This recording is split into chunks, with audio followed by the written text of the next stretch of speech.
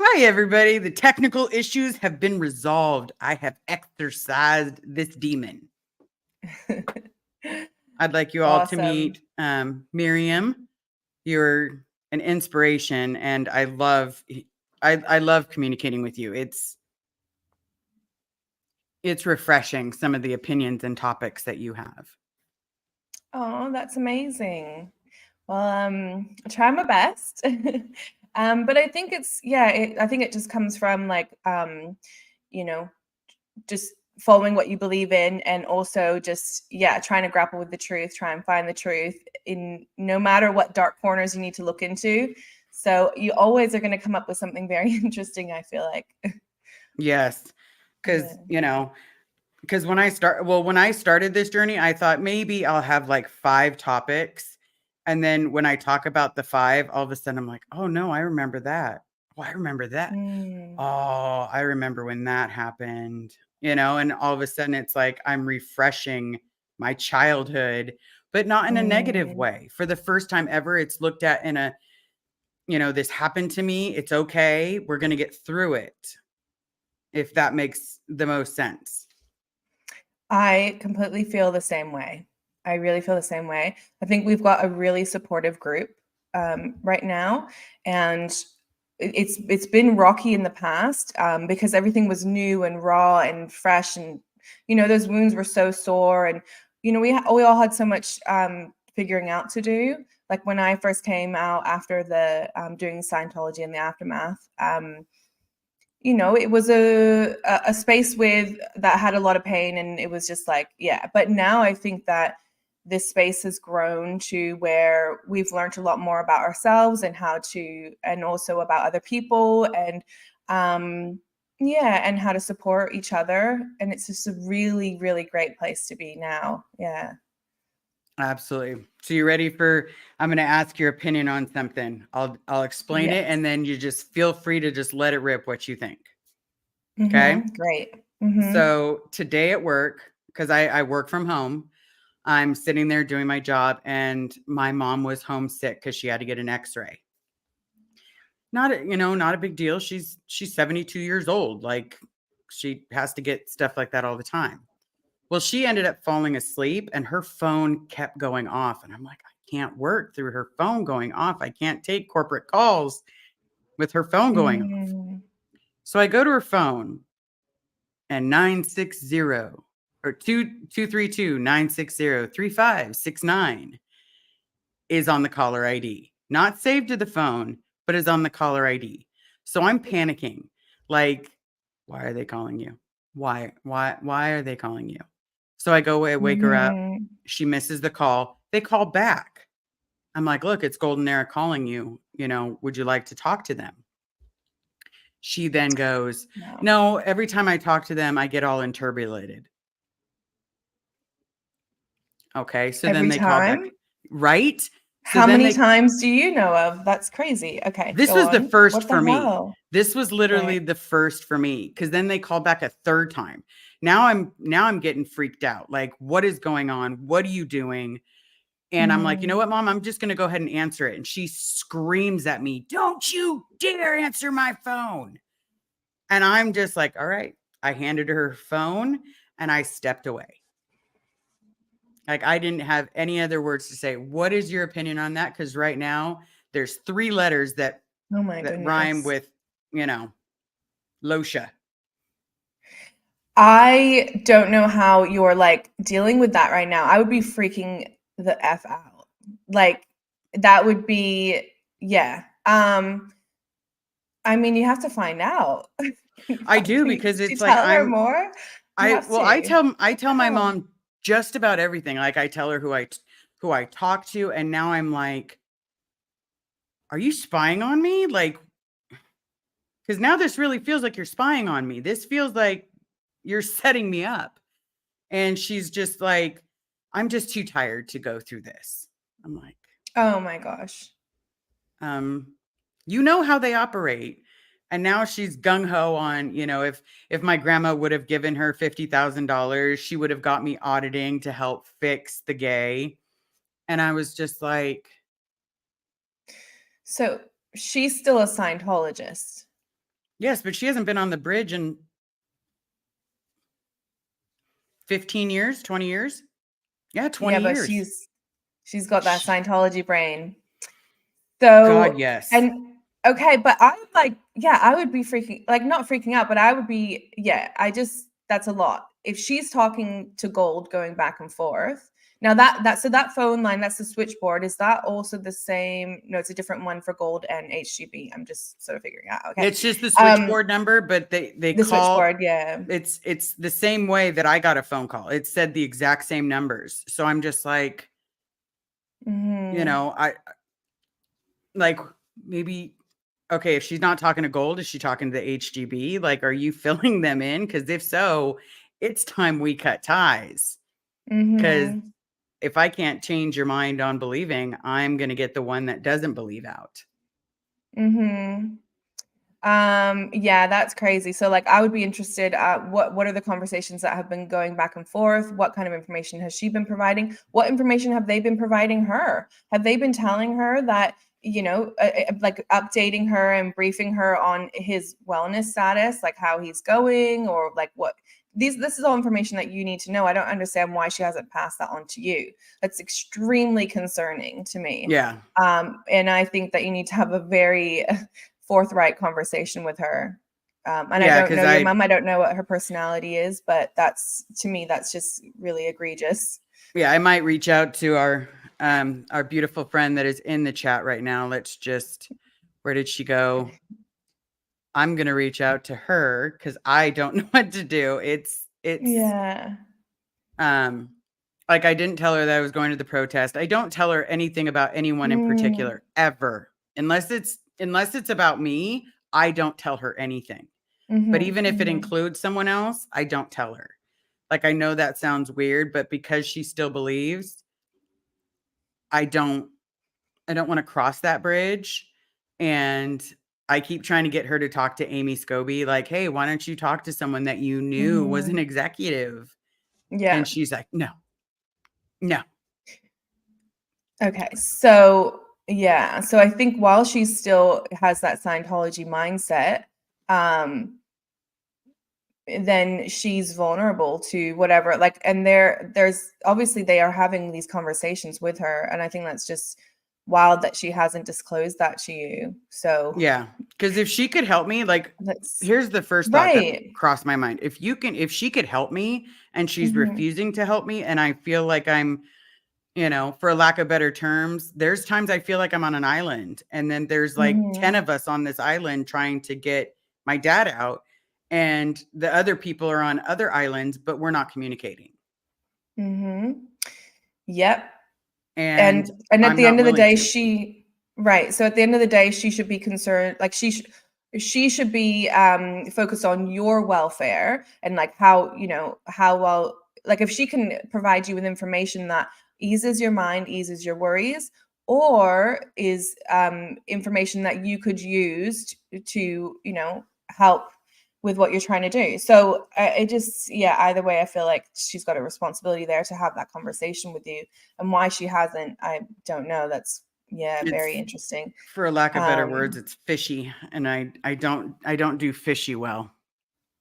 It no. makes me spiral, unfortunately. Well, I would also want to know how far back this goes. Is this just when she says like, "Oh, whenever they call me," like, have they been having conversations since before the protest? Like, how Yeah. far Like, how far back? back did this go? Have you been talking to them since you left the Sea Org? Because if Mm-hmm. so, then you're still a Sea Org member. You might as well just take the $40 a day, Mm-hmm. like, When did or she leave the $40 a Sea week. Org? Yeah, how long? 1989. Wow. But she is one of those true believers. Dianetics Yes. made her clear. Like, and Yeah. every time I She's a think we take a step Scientologist. forward, yeah, unfortunately. Mm-hmm. Totally. Christy did ask a question. I love hearing from Christy. I love hearing from you guys because sometimes I can't rationalize what's going on. No, she does not live with me. I pay the rent at where she's living. Will help pay half so that she can afford it. No, we don't get along well enough to live together. Mm. And now I don't want to because I just don't trust her. Oh my goodness. No, I don't. And Yeah. And finding out. so, well, it's just this classic that Scientology is just going to take another parent away from you because you don't trust her. Like, it just is, this is a whole. It's the repeating the same cycles over and over. Like, but I Mhm, don't want to expect a different result, you know? Um, for me, it was, okay, give you an example. I loved when I got to see my dad. It wasn't very often as a mhm, kid. Now I was living on the pack base, blue buildings. You know, I've got plentiful of pictures for somehow, mm, but I loved how people respected my mom and dad, and they would always like, yes, sir, no, sir. And mhm. I thought that was cool as a kid. Most of us all did. But then when we left the Sea Org, I felt like I lost my dad. And then when I rejoined, suddenly I got my dad back. Does that make sense? Mhm. Yeah, totally. Yeah. And now it's like, then they told me he was dead, and now he's alive. And it's like, now I have this Yeah. chance to have a dad, and I'm losing my mom in the very same process. It's yeah, and that is so standard, but it's wild and it's just completely not okay. So I think, yeah, I think some conversations need to be had and mm, please let us know what happens with that from here. Yeah, well, Like, everybody yeah. else's safety is my top priority. So it will be a cutting of the ties if there's anything. Because I just Mhm. no, we need to be safe. We've been You need treated to be poorly safe. Mhm. for so long. Whether you're a second gen, a third gen, or an ex Sea Org member, we're just treated so poorly that Mhm. you know. I know for me, I have a hard time connecting with people except through sports. Sports was the only Mhm. way I could connect with people. But in Mhm. that very same breath, it's like I connect with XSO so well because they speak my language and I don't have to talk a different way, if that makes sense. Totally. Yeah. And also it was like a whole world in and of itself. Like it was so insular and um you understand all the pressures that went on a daily basis, the daily rigors, and also like what felt good, like what were the rewards and then what were the penalties and like what were you worried about? Like I was constantly worried about being put on the RPF. I was the Yes, whole entire time I was on in the Sea Org, I was worried about going to the RPF. And yeah, so it's except for the time periods where I was trying to leave the Sea Org. It was like one of the two. But yeah, it's definitely a whole different type of world there. Yeah. Um absolutely. What was Liz, it I was like for gonna you growing up in Mhm. Pac? Yeah, growing up in Pac. Well, first of all, it's a bit of a shithole where we lived. Yeah, so we were at the AB, and every day we would walk from the AB to the ATA. So that's the Anthony Building. So we'd walk along. I think was it Fountain? We'd Yes. walk, yeah, all along Fountain to the ATA, and then yeah, spend the day there. And it was like this little shitty basically just like this cement block with blue tarp around it, a chain link fence, and um, not a shred of grass. I'm someone that really loves nature and greenery, and like so. I just for me, even as a kid, I just felt like starved for nature. And then every once in a while, we get to go to a park and or the beach, very rarely, and yeah. So that was, but yeah, so it was a rough environment. And so we wanted to talk about like how, yeah, our relationship with my mother and your father. So for me, it was she would just turn up out of the blue every once in a while, like Hmm. at some stage it was like once a month, but more often than not, it was like once every 3 months. And she would come on this mail run van from Gold. Did you know about that? It's the mail run. I did not know it was the Okay. mail run. I knew it was, he always arrived in a white van. It became Oh. synonymous. Like if it was, for me, it felt like if it was 100-degree weather day and I saw white vans, I was getting to see my dad. And no, I Yeah. wasn't psychic. I just, for some reason, he only came on really hot days. Oh wow, that's so interesting. I think from my memory, and I could have this totally wrong, but my memory is a black van and it's at the HGB, but I might get that confused. The fence was black. It was a black metal fence around the parking lot that is right next to the HGB, and I think. Oh, I can't remember what that street is called, but anyways, this van would come there every I think I think there was a daily run, but on the weekend it would come. So it would come on Saturday and then go back on Sunday. So it would basically just frequently go up and down between LA and the Gold Base. And it was shuffling back and forth like folders and information and papers and stuff like that. But my mom would go on that. And that's how she would come and see us. So, but yeah, we just never knew when she was going to pop up. She would just be there from Like, time to surprise, time. I'm here. Yeah, and a funny thing happened is when I was 8 years old, and at this stage we were living at the Wilcox apartment, and a bunch of kids that lived on the floor above us, another family that had their father. Sorry, so my father at that time was at Celebrity Center, and that's why we lived at the Wilcox, and my mom was at Gold. Well, their parents. I think similar. One parent was up at Gold and one parent was down at Pack. So they came into our room. We were just there by ourselves, my brothers and I. And they're like, "Oh, let's go. We're going to Gold for Sea Org Day." And we were like, just like blank faces, like, "How are we going to go to Gold? Like, you're crazy. We don't even know Like, where it is." Well, it was a right. confidential location too, so like we never knew. Did you ever know where it was Yeah, my as a dad kid told growing me. up? Oh wow, yeah, I never Well, knew. not when I was a kid, but he told me when I Mm-hmm. was at Celebrity Center, because he Okay. was so desperate to get me to go to Gold, and he would tell me, "Oh, HCO, we have an HCO here. We have an HCO. We know that, you would be great because you're doing great in HCO now." And I'm like, "I'm CC Mm. Network. Like, I'm not actual HCO, but I'm CC Network." And he would just be like, Mhm. "Oh, you'll be perfect at HCO. Oh my goodness, you'll be perfect. Just know it's, you take a freeway to another freeway." And he told me, but I don't remember like his exact words, but it was a Mhm. freeway to a freeway and then just goes straight down and you can't miss it. Wow. So that was as close as I knew. And then my mom took me there once, and I Yeah. don't know how she got the address. Wow. Yeah, so for me growing up, it was like totally confidential, like strictly forbidden.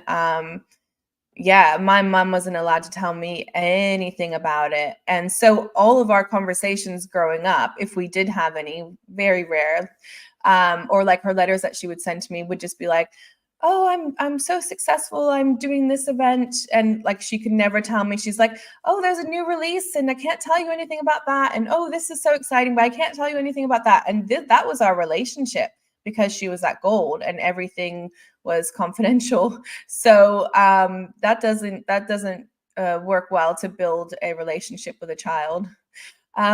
But so these kids are like, come on, we're gonna go. And now we were like, how are we gonna get there? How are we gonna go to Gold? And they were like, we're gonna go in the mail run van. And I was like, oh, that makes sense because we knew that our mom, that's how she would come down and up. So we're like, of course. So off we go, and we're like totally unsupervised. I'm 8 years old. We're just a bunch of little kids. We go up Hollywood to Hollywood Boulevard, and then walked across. We stopped at Greco's Pizza. Do you remember Greco's Oh, Pizza? yes, I do. Mm, Yes, I so do. good.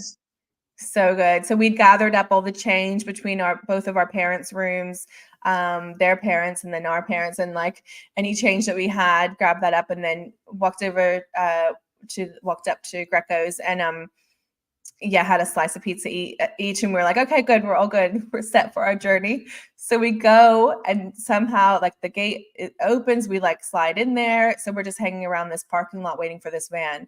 We don't know what time it's coming, and you know, like all of this is just we've completely winged this whole thing. And lo and behold, this van pulls in. We were waiting there for ages. And the van pulls in, and yeah, we get in this van and the guy's like, hang on, what are you doing? And we're like, it's Sea Org Day. And because like, we had so much confidence that we were doing the right thing, which we weren't. Anyways, we snuck up in there, and then security was not happy with us at all. Yeah, and wasn't happy with our mom. You didn't get to go to Gold? No, we made it in, went through the gate and everything. And they put us to work in the kitchen because it was Siurg Day. It was like the ceremony, and there was like all this cooking and food and like fancy delicacies and stuff like that. So when we go into the kitchen, it's all Int Ranch kids, like their hair, not a hair out of place, tucked in shirts. They had their uniform was a red polo shirt or a red shirt with khaki pants, belts, like tucked in belt and everything. And they were all the kids were working in there. So they just put us to work with the Int Ranch kids, and then worked there for the night. And then they let us out at the end of the night. And that's when I saw our mom, and she was like, yeah, not pleased. She'd probably gotten yelled at. Probably. But she's I know like, my mom got yelled at a lot for my behavior, right. Poor kid. Yeah, but then but she was like, okay, well, now that you're here, you might as well stay. And so we stayed for the Siurg Day. Like they had games, and like we went swimming in the pool. The pool is in this thing that looks like a ship. It's like made to be like a ship. I don't know if you've seen any photos, or did you ever get into Gold? No. Yeah, but you were on the outside, but yeah. So it's like this ship, and there's a swimming pool in the middle of it. And I thought it was just amazing. So the whole experience was just like, I had such a fun time. We were totally not supposed to be there. And it was also just like, yeah, just a glimpse into that Int kind of life as well, seeing the Int Ranch kids and all the Gold crew and all that. Yeah, Int management. So. And here's the thing. So I asked my mom, nothing about her, but I asked my mom if she remembers Mother and Father's Day. She was like, we didn't celebrate anything about Mother's and Father's Day. No. And I was like, no, I swear we used to get picked up right on the side. So right by the blue fence. So we'd wait in that little park area.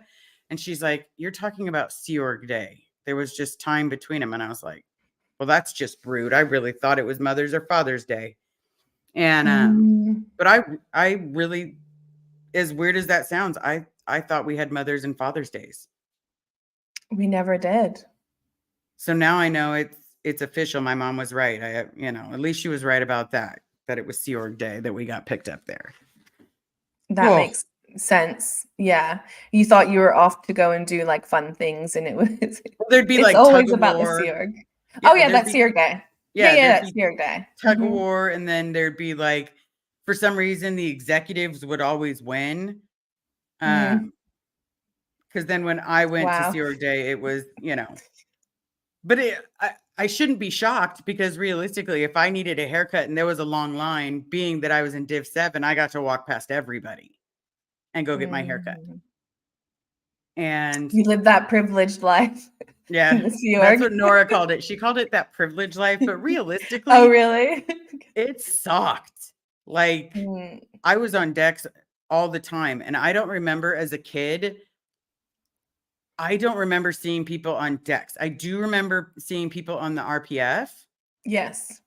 And my mom dated one of the guys that was on the RPF, and I used to get in trouble for sneaking through the security doors. So like right when you walk up, they've changed a few things, but you cross the street from AOLA, and then like you're walking to the cafe, but they had their own little eating section when we were kids, and I would sneak in there and get in trouble. Oh, wow. Yeah. But I remember when they were putting in the sprinklers and they first started putting in the cactuses, because one of the Obolinskis dared me to touch a cactus, and I learned real quick that it doesn't tickle. No. So, and you were hanging around that L. Ron Hubbard Way before it was L. Ron Hubbard Way, right? Correct. Like before it was bricked. Yeah. Yeah. Yes, and, it was cement when I was a kid. Yeah. What was it called before that? I don't even remember. I'm going to remember. Yeah. I remember how the street looked and how it basically, like, all the potholes had like cracks, But I remember tripping over them and I remember a street, but I really don't remember the name of the street. I just knew that this was Mm. our block, if that makes sense. Yeah, Like, Brendo. I'm getting the name Brendo coming to mind. Was it Brendo something? Anyways, that I don't I'm know. gonna have to ask my That's mom. been We'll a make it while. on a nice day. Yeah, it's been a while since it was since it was our memories. Did you ever have a bike in the garage next to the apartment? I did not, and you're talking about like in the parking structure. Garage. Is that what you Yeah. mean? Yeah, and I know that my brother Ben picked up a unicycle. I'm pretty sure he. There you go. Louis Repetto says North Berendo Street. There we Of course he go. remembers. But Ben picked up a unicycle. I'm pretty sure it was from there, and he had it for a couple of weeks. And he was just he never had ridden a unicycle before, and he just taught himself to ride it. So he was riding up and down because the ATS said the ground is all cement. So he was just riding that thing left, right, and he was like going forwards, reverse. Like he was very athletically skilled. So he would just take something and then just be able to, he would just practice it until he could do it, Until and all then of a could sudden he do had like it. hops. Right. The next minute he's like hopping with this unicycle, and he can go backwards, which is incredibly hard to do, and even just to sit on it and go forward. So I do remember that. But yeah, did you used to take the bikes from there We and just ride did. around?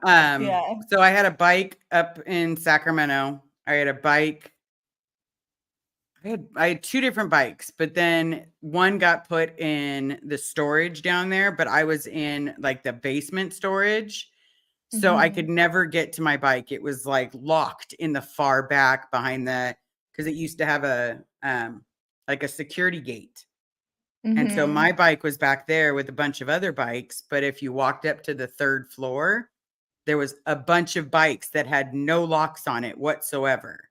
So Free Sasha bikes. Obolinski and I used to borrow the bikes. Yeah. That's But awesome. so So go ahead.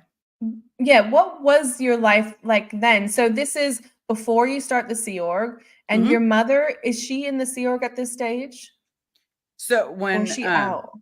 no, so what stage we're talking about when I would borrow the bikes, this is all between ages 2 all the way to almost 10. And my mom was the LRH. Well, first she was in Incom, and then she was the LRH com of AOLA. Yeah. Like, and everybody remembers my mom, and that's the weirdest thing. She was the one a female that would always ride a motorcycle down what's now L. Ron Hubbard Way, and she would hike her skirt up and still have her stupid heels that she had to wear on. Yeah. Like, everybody Did she have remembered to that. wear the nylons? Do you Yep, remember the nylons? Oh, I Jesus. Yeah. hated it. So annoying. Oh, I gross. hated putting the nylons on. I was Mm-hmm. like every day, and then you have to pull it very slowly, like you're trying to be Mm, sexy with your own leg. You're just like, let's just go really slow, because if you go fast, all of a sudden it's torn and yeah. you're out of compliance for your uniform. Mm-hmm. Like, really? Yeah, very annoying. But All right, where were we? Okay, so yeah, so your mom, and so then your dad at this time is at Gold. is that gold? He started, Yeah. as far as I knew, my mom told me he started at Bridge, but I Mm-hmm. only remember him being at Golden Era Productions. Mm-hmm. What's his role? So Mark explained to me more of his role. He repairs Right. e-meters. He is Mhm. Mr. Fix-It. Now that they have the new high-tech one, I'm like, do you still repair those? Because we could totally get you a job in an electronics school. Mm. Well, either way, you could definitely get him a job somewhere. But okay, so that's what he does. And then do you reckon he was involved in that like from the very beginning, e-meter stuff? That's what I'm thinking. When he sent me pictures, or when he would hand me a picture when he would come to see me, and it was just like you. At Mm, first it was every month, and then it was every 3 mm. months, and then for me it became like every 6 months. Oh, for Um, sure, as well. Yeah. and Mhm. you don't realize that you're like, man, I haven't seen my parent in this long. And because I know the days that I was Stan was, I don't know if you ever got sent to Stan's, because it was No. primarily like the AOLA kids that got sent over there. But even though I was getting hit from Stan, it was totally okay because his were not even half as bad as what I was getting. So Mm. I couldn't wait for the one day that my dad busted in the door and was like, "How dare you hit?" I used to dream it. But, Wow. unfortunately, it did not happen, but I did get pictures of him repairing lights, him repairing, like, everything, sprinklers. I thought he was a handyman for the longest time. Mm. Yeah. And yeah, can I just say, like, yeah, that's awful. Obviously, your parents were not the caretakers that they were supposed to be, and they had a responsibility to you. And that should never have happened to you. And I also wanted to know as well, because like for me, I remember early on, like especially when I was at the ATA, I used to cry a lot because I missed my mom. But then after a while, because like, so she would show up, right? And then we'd have a few hours or maybe like half a day, and then she would be gone. And I don't know where she is. All I know Yeah. is she goes in this van and then she's gone.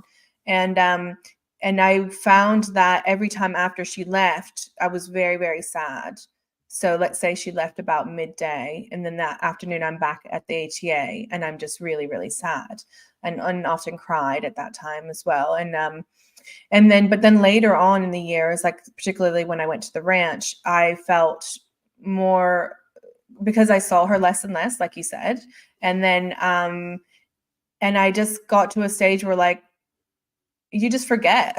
Like you would forget that you had a parent because they really weren't a part of your life and you were fending for yourself anyways. And I felt pretty like I didn't really have a need for a parent, that became my Yeah. reality. Yeah. I can definitely understand that because we always, at least when we would talk about it, so the AOLA kids, the Housens, the Obolinskis, we would always talk about how we'd be so much better off without our parents because we didn't Hmm. see them. And then those of us that did see wasn't a great experience.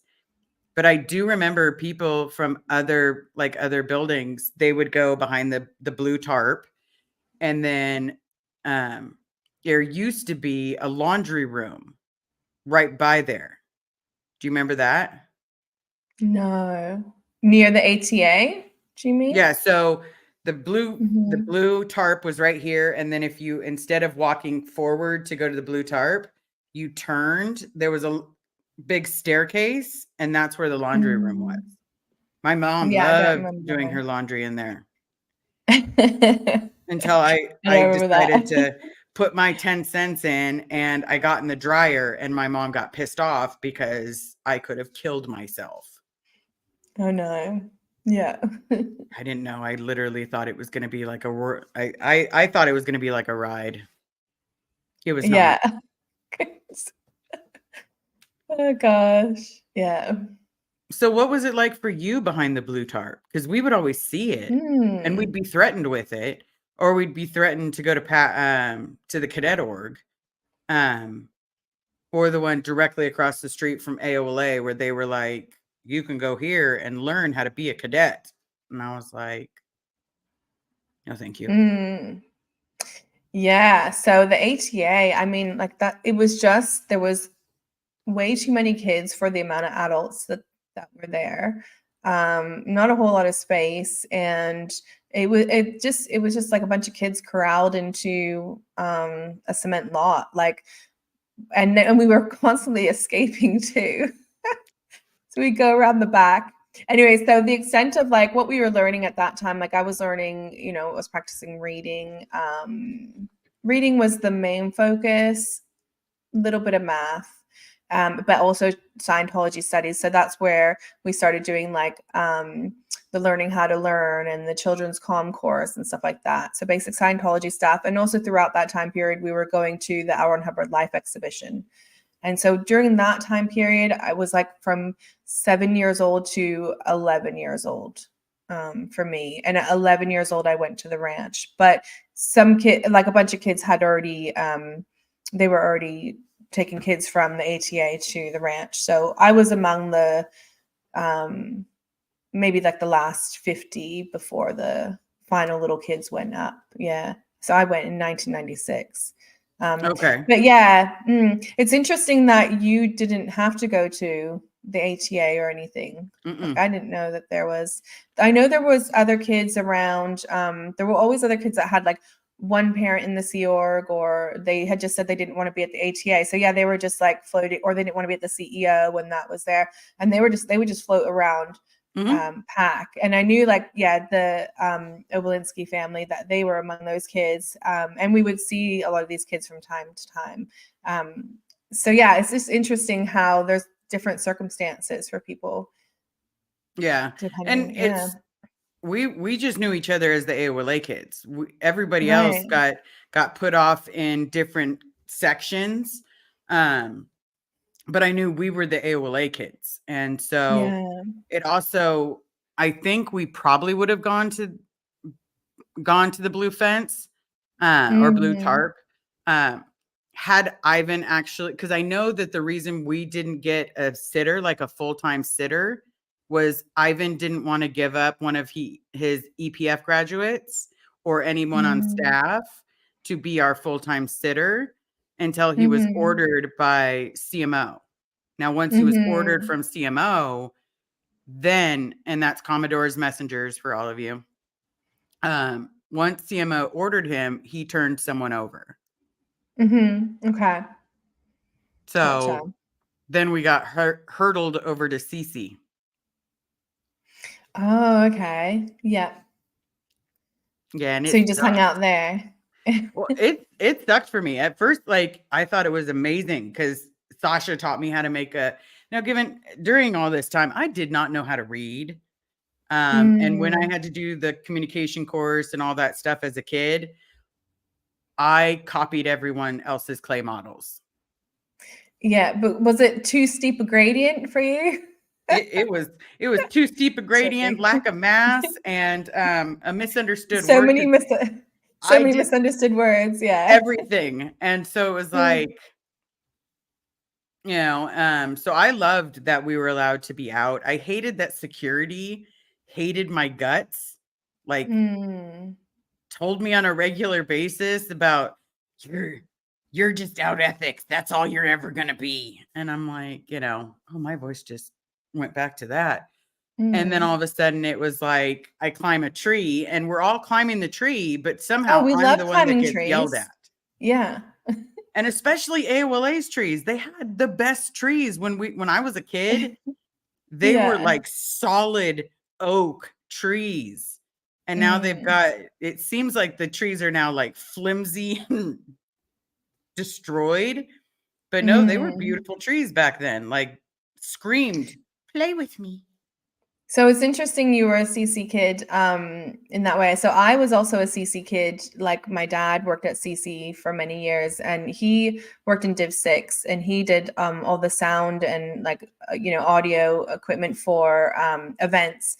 So he was often in the pavilion, was where and they had an office. They had a Div 6 office. I remember going to that all the time. And yeah, I just remember so many times of hanging out at the CC, going down to the staff galley to eat food and stuff, and hanging out at the pavilion. And there was the CC Kids on Stage. Do you remember that? I remember that. Yeah. Yeah. I do remember it. Yeah, and because I was so young, and I just was like, oh, they must have the best life. I was really envious of them. And yeah, my dad would go, because they would go out on the road. They would do shows, local shows, for, I don't know, something at the pumpkin patch, or this Halloween thing somewhere near Hollywood or whatever, or there was a Christmas thing. And so he would sometimes take us with him, and he would go set up the stage and all the sound and all that, and we would just hang out, and those were really cool experiences. But yeah, I have so many memories of CC. Do you remember the swings? Wait, no. I don't remember the swings. Well, here, they have swings? Yeah. They used to have, not anymore, but they used to have swings. Now remember, I was born in 1980. So I'm guessing that you're I'm a skosh older. We're going to say Yeah. skosh. When Yeah, I really wouldn't it's be able to probably a tell lot. though, Liz. Right? Because I have a baby face. Um, I can thank my dad for that. His genes definitely helped. But I was born in 1980. yeah. And Mhm. so in 85, Okay, so this makes more sense too, yeah. yeah, in Mhm. 85, I was then sent to CC. And I remember it was 85 because my mom did the whole sat me down and you're a big girl now. You're 5. You need to go take Oh, care of wow. yourself. You need to be at CC. And I'm like, That's what? crazy. Like, what does that mean? Like, and they're going to pick you up and they're going to take you to school. And I'm like, Oh, wait, but did she mean the CEO? Because the CEO was at CC then. well, she said it was CC. I was 5. Was it You not might have CC? been well, CC was that time period because I arrived in 1990, and even in 1990, CC wasn't fully built. Like there was some of it was there, some Mhm. structure, Yeah, and definitely I don't not know the which Manor parts. Hotel. But there was, yeah, but there was where I believe where the parking lot is now, the big parking lot, big main one, that was the CEO. Yeah, and that's where I arrived. I arrived to the CEO in 1990. So swings, maybe they were at the CEO. Do you think you maybe went to the CEO? No, That's what it sounds I like to me. remember her saying Oh. CC because I remember going um the outside like design has been there for years.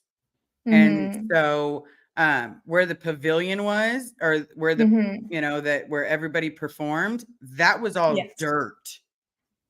Like Mm. all of it was dirt when we were there. And then there was one swing and it had 2 swings on it. Wow. And we all stood in line or we made dirt pies. That is where I learned how to This make a dirt pie.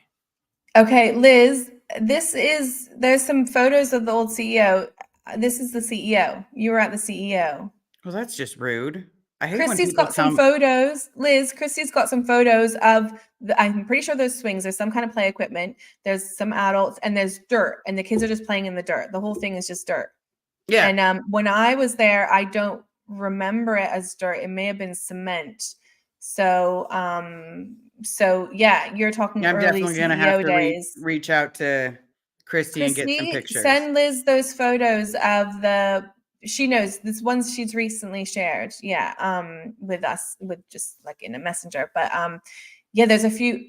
Have a look at those. I'm pretty sure. That Yeah, I'm you probably went to going the to be like, CEO, oh my God, Liz. that's it. Yeah, Okay. yeah, Okay. yeah. Mm-hmm. But no, so other than that, that's why when people say, how do you remember Surge? We literally had each other. Like Mm-hmm. when it came to the AOLA kids, we literally had each other and that was it.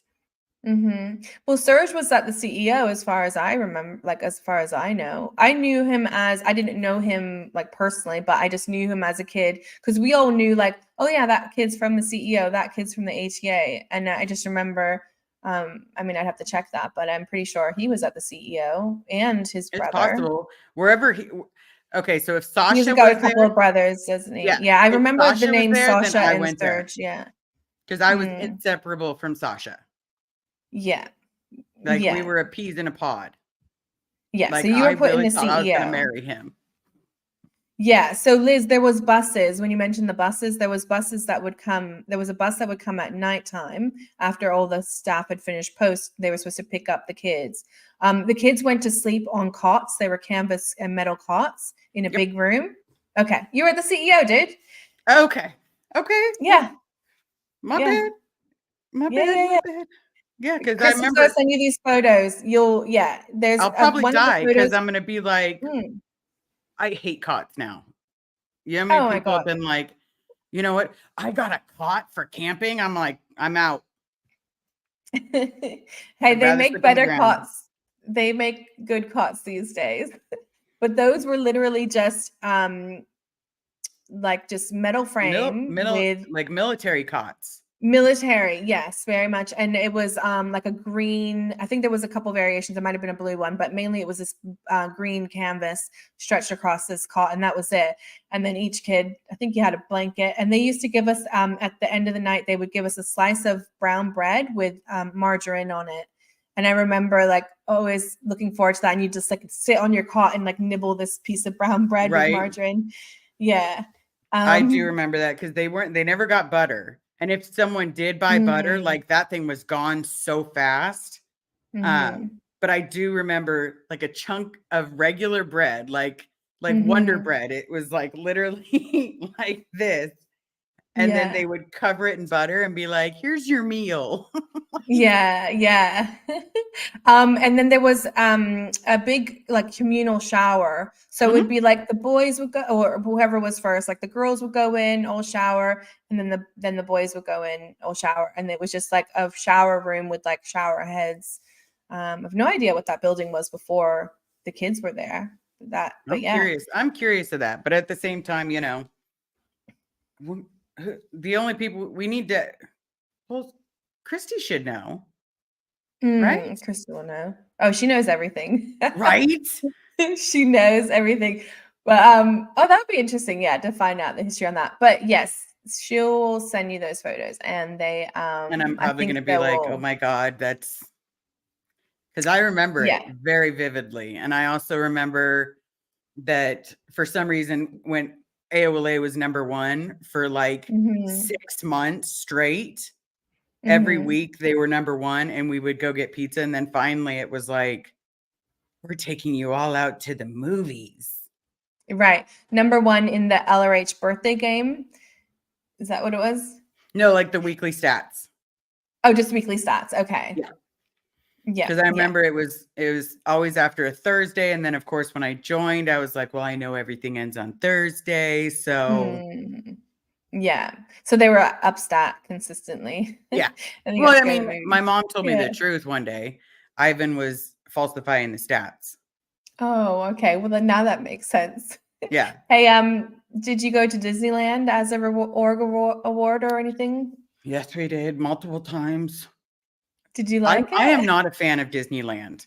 That place gives Yeah. me anxiety. Every time Really? we went, my mom lost me every single time. Oh, And so the okay. last time we went, it was so traumatizing, and she took pictures of me screaming, looking for her. Oh my And gosh. she just thought it was like the coolest thing ever. Look, my kid's being cute. I'm terrified. Like you took a picture of me being terrified that my mom just left me at Disneyland. Like it's not the Yeah. happiest place on earth. I think your mom needs to I like, would say I my don't mom know. needs therapy, but I'm pretty sure that, unfortunately she's fallen for the snake oil hook, line, and sinker. My goodness. Well, I'm so sorry to hear that because yeah, Disneyland was a really good memory for me. And that's so awful. Oh gosh, can't imagine. But But going to the beach was fun. I loved mm, that. yeah, I loved that.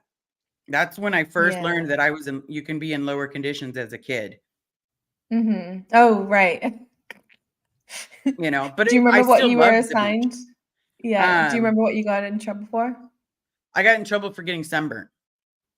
Oh, of course. Right. Um, but it was my mom that I don't know if it is an actual like in trouble, but my mom definitely assigned me lower conditions because I had gotten Hmm. sunburnt. And so I don't know if an org actually did, but I remember having to sit there and write up my overts. And like all I could remember thinking is like, I'm writing these things and I don't really know how to read. So hopefully it makes sense. And then Oh my finally I just goodness. ended up telling my mom. I was like, this is what Sasha and I did. This is what Sasha and I did, because we were inseparable.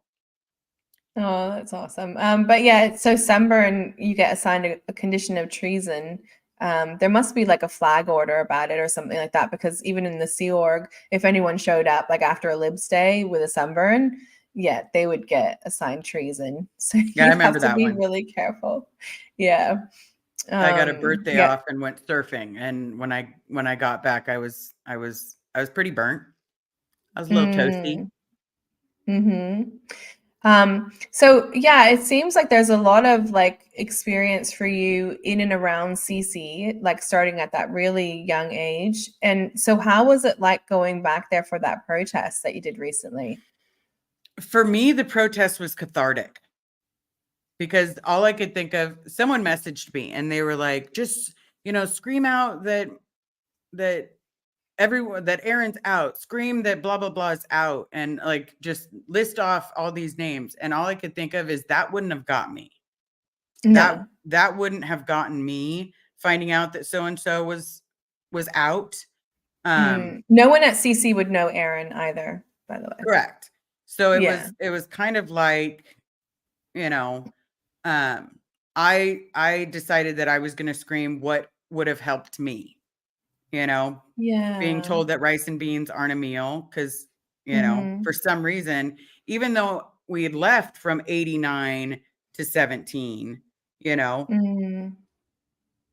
8 years, like 8 bloody years I left. And for some reason I went back. Mhm. So in the process of that, I was like, rice and beans aren't a meal. $40 is not legal. Mhm. All of the things that I could think of, Those are and more real, aren't they? They're more real yeah, to the Sea Org experience. They are like those things that people would know being in the Sea Org that you could relate to. Yeah. yeah. And I did have fun screaming, what dynamic did you ignore today? And Laura was laughing and Serge was laughing, but it was like, that's real. That's, if you're going to ignore your second dynamic so that but you can't forget any dynamics of life. Otherwise, you know, if you, how did they put it? It was, if you're not paying attention to one, then you're not paying attention to all. Yeah, for sure. And the thing is, it's supposed to be like, yeah, the urge towards existence. And that's right. So, in order to really thrive, to survive well, you have to be surviving on all the dynamics. And of course, but in the Sea Org, see, that's more of like, oh, if you were a Scientologist, you'd be like, yeah, that makes sense. But in the Sea Org, it's all about the fourth dynamic, and there Yeah. is nothing else. Yeah. There's So, no family. There's no yeah. family at all. So it changes. It's different in the Sea Org in that way, for sure. And I think it's different even in the Scientology. I don't think that's it. Still comes back to the fourth dynamic Yeah. at all times. So yeah. Yeah. The world and not, and, Hmm. but then I think that the group also plays a large part of it because it's like, Hmm. it's them and everybody else outside is out ethics. Hmm. Everybody else Hmm. outside is messed Right. up. The third and fourth. Yeah, the third and fourth dynamics. Yeah. So third is group, and then fourth is mankind. Mhm. Um, and then yeah. So yeah, and those are the ones that you're going to operate on. Yeah, everything else is sort of just neglected. Just not. So that's a really good point. Do you know, I after leaving the Sea Org for many years, I struggled with it wasn't natural for me because we were born and raised and grown up in this system. Um, it wasn't natural for me to think about what I wanted and like to do things that I wanted to do. I would always lean towards like what I should do. Oh, I should do this. I need to be doing this. I'm supposed to be doing this. Da da da da. And I've always been a very productive person, but trying to think of like things that I would purely like to do just for my own pleasure was not like what would I like to pursue purely for my own enjoyment was not something I was so comfortable with or familiar with, and that's just because of being brought up in the Sea Org because you don't that's not what you do. I You just was get not good at communicating. Like I couldn't make a friend for nothing. oh Like really? Yeah. I I thought that they spoke a different language. Hmm. Um, to be completely honest, as And they horrible as did. it's gonna Yeah. sound, I thought they Hmm. were all mentally handicapped Right. Yeah. because they didn't know like three-syllable words. They didn't know how to look Mhm. things up in a dictionary. I thought, you know, what's going on? I'm not gonna make any friends. I'm not gonna know anybody. I'm not gonna know what to do. Did you feel as well that you were like superior in a way Mhm. because you'd had the technology? And I remember thinking, that because we knew about the comm cycle, the communication cycle and stuff like that. And like I'd done pro TRs and stuff. Like I just, there was that feeling of like, I'm in control over everything. And I'm at cause. So it doesn't really allow a lot of vulnerability. And it wasn't until I was about 26 that I started probably started about 23. And then by 26 had really solid, really good, deep friendships that I still have today. But around that time was like, oh, I get it. I need to actually be a bit vulnerable to actually create a real friendship with somebody. And before that, see, I didn't tell anybody about like my childhood, or like I didn't open up to people. So people treated me like a freak when I tried to. Right, yeah. I always got the Tom Cruise, and I was just like, oh god, like you haven't got like, oh, Kirstie Alley, John don't Travolta. have any understanding of my experiences. Yeah, John Travolta. My experience had nothing to do with Tom Cruise. Like and it's so not connected to that experience. Yeah, so, but if for some reason they always so lack of understanding related it to celebrity.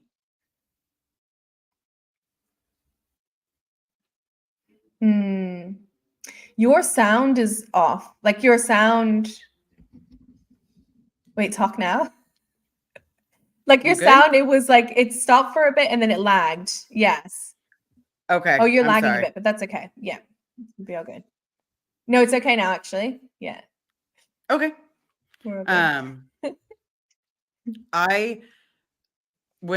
I first got out, we had the connection issue. My mom threw me into sports. She's like, "What do you want to do?" And someone just happened to be playing baseball. And so because someone was playing baseball, it was like, "Ooh, what's this?" And then I had to learn all the rules, And as weird as it sounds, it's like once I got taught how to read, I couldn't stop, but for some reason, I don't credit the woman that did it for me. I credit the tech that I learned. Oh, of course. Yeah. And then when I was older, I was like, no, the tech didn't teach me like that. Like, no.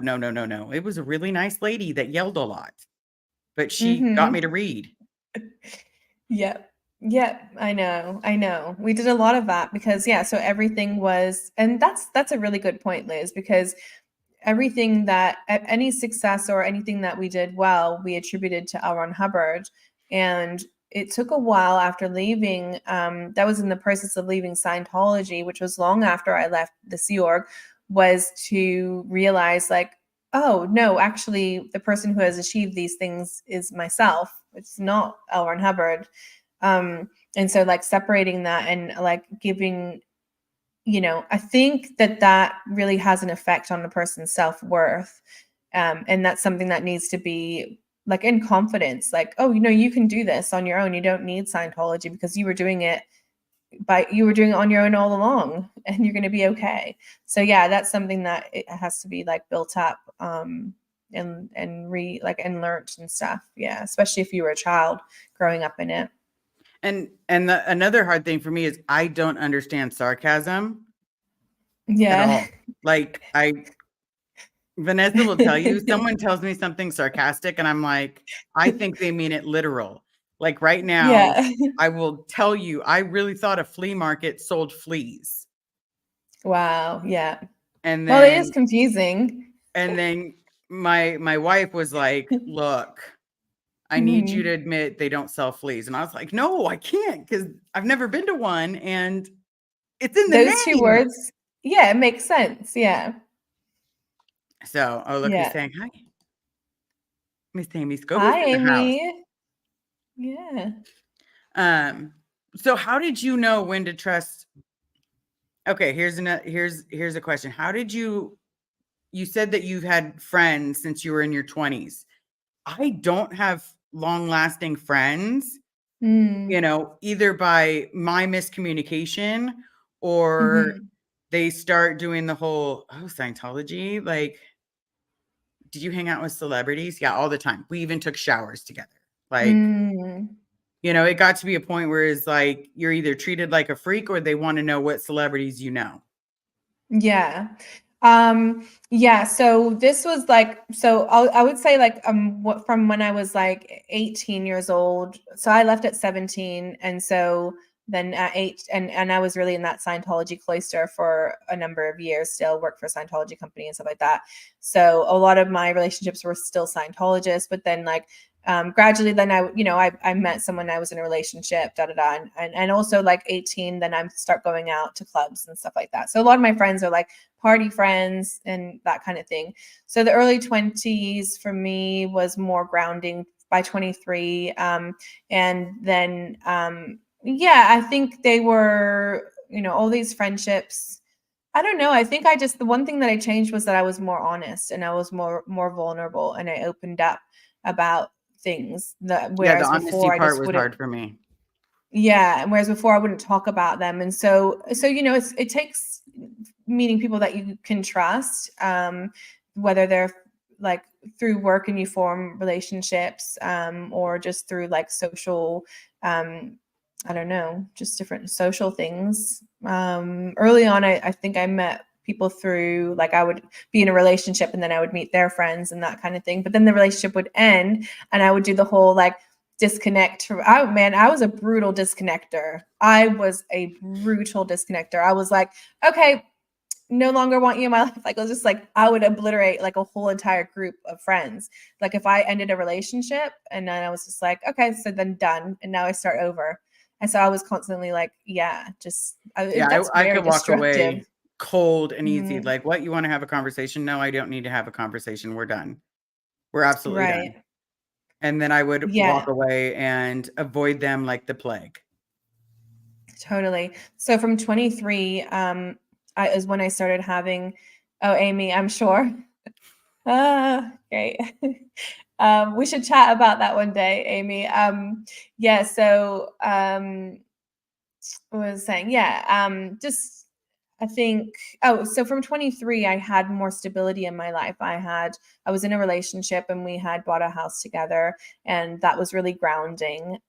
Gave me, yeah, a lot of stability. And from there, actually one of my closest friends, Jackie, she was one of my neighbors, and we had, with both of our partners or whatever, we had both bought houses at the same time, and we were the same age. And yeah, and we are still very, very close friends, and we've gone through all these life experiences together. But that's one relationship that, yeah, I do remember like thinking like, okay, like in order to really have a real relationship, I'm going to need to open up a bit more and be more vulnerable. And so she knows a lot of things about me, and she's someone that I trust very much, and just have that really close friendship with. So it's very, it can be scary, but it's very rewarding. And I think it does take meeting those people that are worthy of your trust too. That, yeah, Yeah, because I yeah, still it's, believed up until I was 40. So I know that sounds mm, really bad. At least where I'm standing now, it sounds bad. But when I met Carrie, it's like I didn't want to keep anything from her. I was like, "Oh yeah, I grew up in mm. Scientology." And then she's like, "Oh, I need you to watch this show. It's got Leah Remini." Why would I want to watch that? And Wow. I fought her Yeah. tooth and nail. Were And you then still, did you consider yourself a Scientologist at the I time when you met did. her? Yeah. Mm-hmm. I did, Yeah. but I didn't believe in the cans anymore because I remembered how many times I was able to get out of stuff, and like they didn't pick Mm-hmm. up when they were trying the gay question on me during multiple sec checks. Um, I was like, and they don't catch the gay, so those cans are not honest. Mm-hmm. Um, Mm-hmm. so I had always said, well, I don't believe in the auditing, but I believe in the study tech. Mm-hmm. And it wasn't Because until you she believe that said, that was what, right? Because you believe that that was what had helped you with your literacy all those years ago. And that makes sense that you would, yeah. yep. And so Mm. if someone spoke shit about Scientology, I was the first one to be like, I'll throw down real quick. And then I got woken up with, and then once I think it took me like a whole season of Leah Remini to get through it. Mhm. Like, Mhm. I just was like stuck to a TV. Their stories sounded so close to mine. Oh my God, I'm not the only one this happened to. Um, and so it just became this funky situation where it's like I started waking up as people Mhm. are giving their, you know, their testimonials about what they went through. And then after I get through all the seasons, then we watch another show on cults. And then I have a nervous breakdown Wow. because That would've been, yeah, a I lot. didn't know how to process. You know, I don't want to blame some of Mhm. the things that I did, but I had a full on meltdown. Mhm. And now I'm seeing a therapist because that was even hard. Like, my partner Yes. talked me into seeing a Mhm. psychiatrist, and I was like, I'm gone. I'm gone. You know, and then I kept having to tell myself that it's not real. Scientology's not real. Scientology's not real. Mhm. And Liz, now I look at me. like my first therapy session, I 100%, and even for several after that, but like I do remember just being so fearful when I first, and I was like, oh my God, any minute now they're just gonna like it was the worst thing to do, which is so awful because you think about how long that would have prevented us from getting any real help because, or even just to feel safe enough to talk to somebody in that type of space. But because they were evil, we knew that. That's what we had been told our whole life. And so we were Yeah. literally going into the devil's lair. That's scary, and we're like, what's going to happen? Yeah. Yeah. So needless to say, unfortunately, I should say, it's not needless to say, I ended up on about, Carrie can probably tell everybody, I think it was about 15 prescriptions for mental health medication Wow. between my primary care physician and the psychiatrist. Yeah. So had another breakdown because my brain could not handle all the medications that were, yeah. I'm sure. Yeah, that's a lot. Yeah, it was crazy. And then slowly with, being around a doctor, they got me to correct levels. And now look at me. I'm,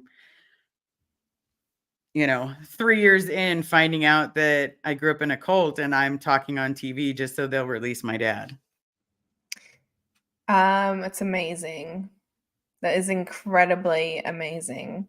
And, every time you tell your story and someone hears it, just like it had that same effect for you, it's just that's why they don't want us to talk, which is No. so great.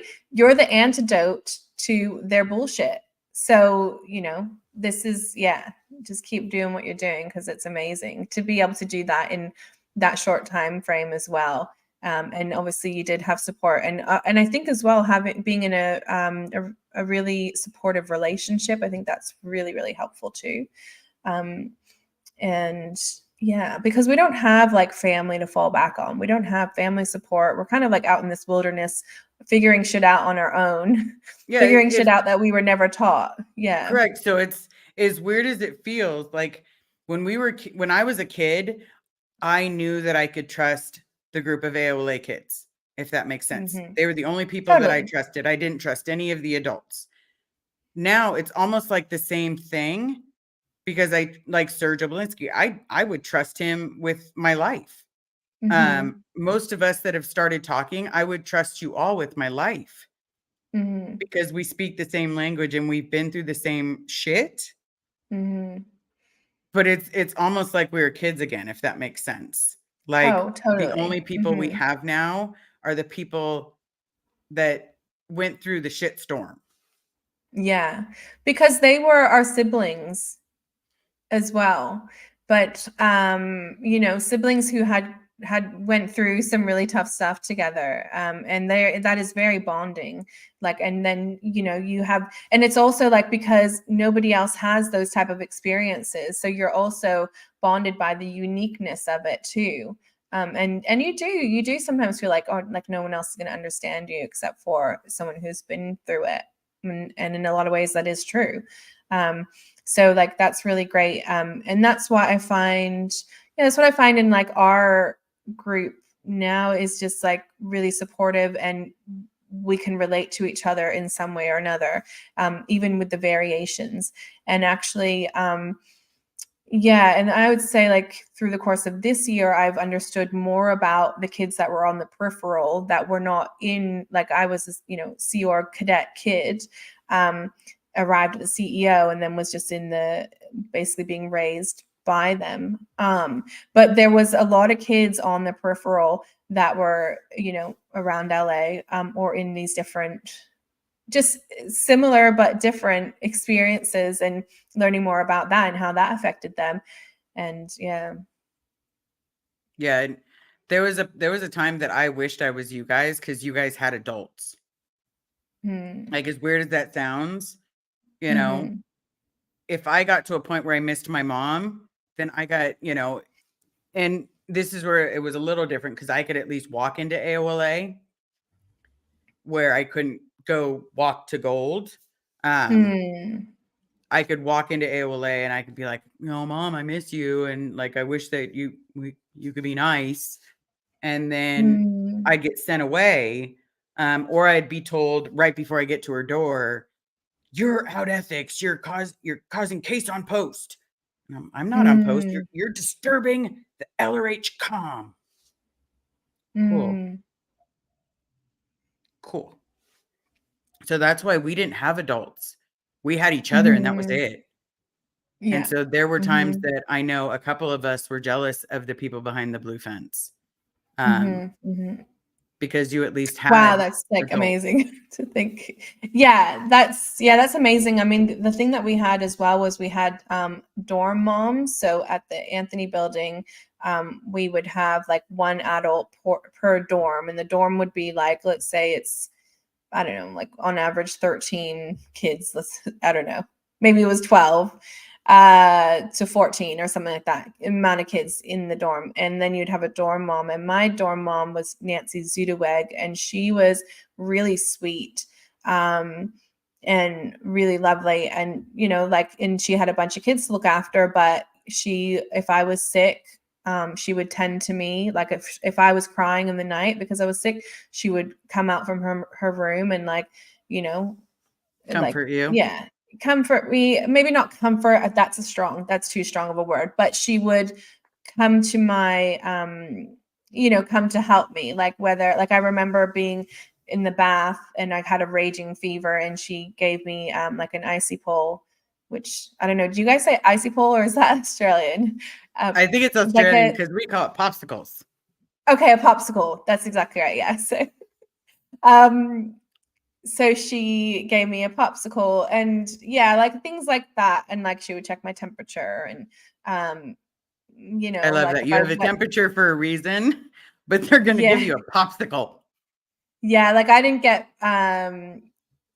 over here we could say Panadol. I don't know, do you say Panadol? But anyways, I didn't get any, like that's what if my kids had a raging fever, I would give them Tylenol. Okay, so sorry, I forget what the words are, but no, we wouldn't have had anything like that. So yeah, it was just like to try and control your temperature and try and cool you down. So yeah, so I have memories of that. I have memories of like the crazy earthquakes that we had at that time period in the early 90s, and her like making sure we were safe, like duck cover and hold in the hallway, and like anyways they were like go in the doorway. And yeah, so I have like all these like mixed memories of some good caretaking, but then also just generally, I think there was only so much they could do because there was so many kids and they were under-resourced.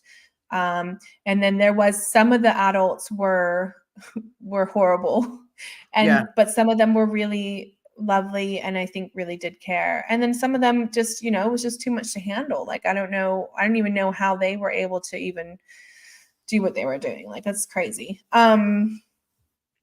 But well, yeah, so the weird part is like, you don't understand how, like, I don't understand how the police didn't come and break it up when we were kids.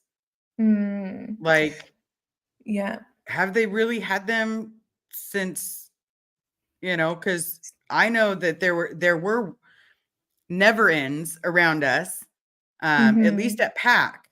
Um, Mhm. you had the houses, so AOLA is here, and then you have CMO, and then there was houses right along that street that are still there, and those Mhm. were never ends. And a couple of Yeah. them, there were, a couple people had like, they petitioned and they got outside living quarters there, but those were all never ends. Right. So there was code violations, and there were there were things that happened, I think particularly like in the 80s and 90s. There are references, and like we have copies of documents mentioning about no, what authority is it? Some kind of authority was trying to intervene. Um, but then they basically will just like handle the situation. So like whatever it is, they'll address it. If it's too many kids in one space, then they'll just move the kids around. Like they'll make some amendment, and then they're able to continue going. And unfortunately, that's just how they've been able to do it. And then we had various drills like at the ranch, for example. So like, yeah, if we're talking about like why didn't outside people intervene? Well, like there was a drill that we had at the ranch where if the alarm went, then you would go and like hide, because that meant that like there was I guess that's more for like media. That meant there was like media on the road. But that's the thing, is there was all these behind the scenes systems of how to evade public knowledge and how to evade like intervention. And yeah, and then we've had yeah, so even in the case of like, for example, if we'll bring up like child sexual abuse, well, we had a case of the victim was Carmen Rayner in Australia, and the president of CCHR, Jan Eastgate, came in because so her friend, basically she had told her friend when she was a child, she told her friend that she was being sexually abused by her stepfather. The friend then told her mother, and the mother was involved with like parent services. I'm not sure the exact name of it. It'll come to me. But Probably anyways, like CPS. um, yeah, like exactly like that. Yeah, exactly. And so they wanted to come and speak to Carmen directly and her mother. Well, before they came to do that, Jan Eastgate was there coaching both Carmen Rayner, the child, and the mother as well, to deny that it had happened. And so, right, and so that happened. And then some years later, because the stepfather was in fact doing what Carmen Rayner said he was doing, he actually reported himself. He walked into a police station and turned himself in, and he was convicted on that crime. So that's what that's a really good example to show you that there were those things behind the scenes all the time. If there was an interest or an inquiry or that sort of thing, then you just prep the child to coach the child to, yeah, so that Scientology could evade whatever actions might have been taken. Yeah. That Mhm. the idea that because I know in both pack base, they knew that I was getting the shit kicked out of me. Like Mhm. I was wearing glasses. Like I'd have these big, thick sunglasses so that nobody saw my black eyes or my broken cheekbone or something, or my broken nose. And so there'd be these big, giant glasses my mom would make me wear. And I know a lot of people saw that, and everybody covered it up just like they did in Florida. Mhm. And that's really it's I mean, not only is that insane and obviously violates protection for children, but as a child as well, it's like you're looking at you, that's your view of the world, is that this harm is happening and no one is doing anything about it. And that's that's also something that is very difficult to deal with um, and navigate. Yeah, I've had that same experience because I had, yeah, experienced child sexual abuse, and it was very well known about. And so that was very difficult for me, because I was saying like, well, why isn't anything being done about this? And I even wrote a letter to RTC, and like, so that's just like, I think that like didn't help build any kind of like a strong self-worth, because in fact my mother told me like, what he did is not important. You see, the thing is, in Scientology, child abuse and child sexual abuse is not a crime. It's not a crime in Scientology. So that's WOG law. And these things are not crimes in Scientology. But when you're the victim and you're the one that's been harmed, you're just like looking at the world around you like, this is craziness. So yeah, awful. Definitely part of the Scientology childhood experience, unfortunately. Absolutely. That cover and hold. Yeah, I love it when Yes. Laura joins in. I was like, I almost, I sent her a thing just in case she wanted to join in, because we've all got parents at Gold. Yeah. When was the last time you talked to I your know. parent? 2013 or 2014. I would say it's around that time period. Maybe 2013. Yeah. Yeah. And to the very end, like to her last breath of like her last final words to me were like, she's still like, Scientology, everything is justified because I'm doing the greatest good for the greatest number of dynamics. Like, and I'm saving the planet. So basically that's the response, is like, I can negate anything because I'm saving the planet. It's like, no, can I swear? Do you want me to, is it okay to swear on your channel? I don't know. Absolutely. But I feel like I need I swear all the time. Yeah, and it's already been an hour. Like, you can't justify the fact that you're being an absolute fucking asshole. Like, you're a terror of a human being. You have committed the worst some of the worst crimes in my view, just being complacent with child abuse and child sexual abuse and being totally cool with it. To me, is just like, I can't even reconcile with that.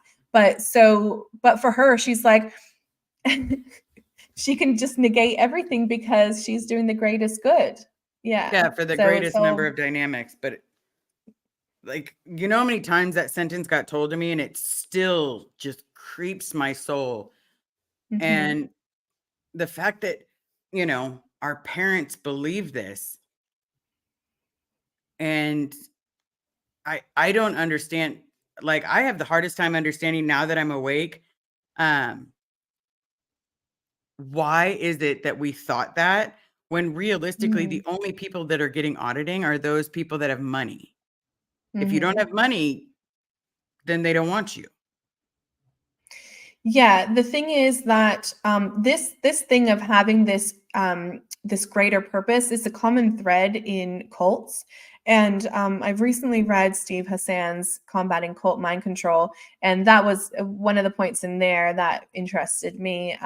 That's pretty uniform across cults. It's like everything else can be sacrificed for this higher purpose, and then that's how everything can be justified. And then it makes sense, and that's really convenient. Like, I get it, but it's so extreme. And I hope now people will be recognizing that more readily before they get drawn into. The thing is, in Scientology and like a lot of these groups, it is a slow boil, because you don't get to that real like fervor until a little bit in, until you've invested a bit, until you're like, you're quite almost in. But bankrupt. That's similar process, right? And like similar process for a lot of these other groups. But like, your social environment's been whittled away to like, suddenly you only associate with Scientologists. And it's just this like over time, and like, you do this one course and that costs you $25. Oh, but this next course is going to do this, and that'll be $50. And the next one's 150. And then the next one suddenly is 1,000. And the next one's 3,000, and on from there. And you just constantly think that, things are going to get better. You will continue to get more truth and like all this sort of thing. And then all this enlightenment. Yes. All this enlightenment.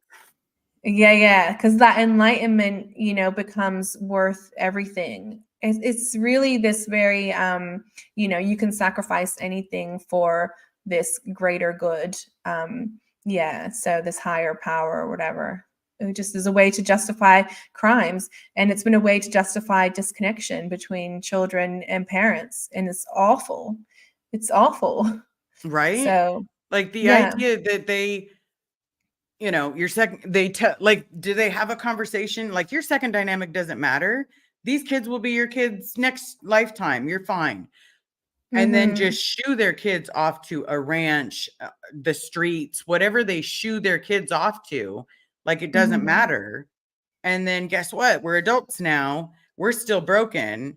We're paying a lot of money for therapy. And why'd you do this? Yeah, totally. Totally.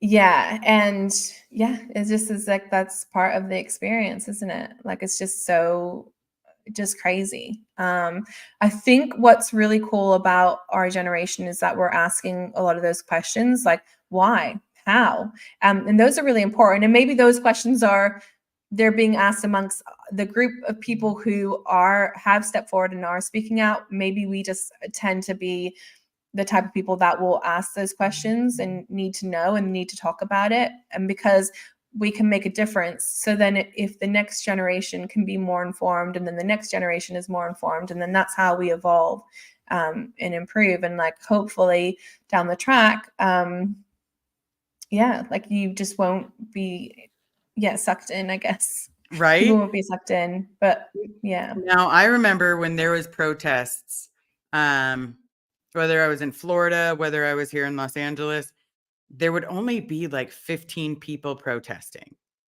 It was Mm, never a lot.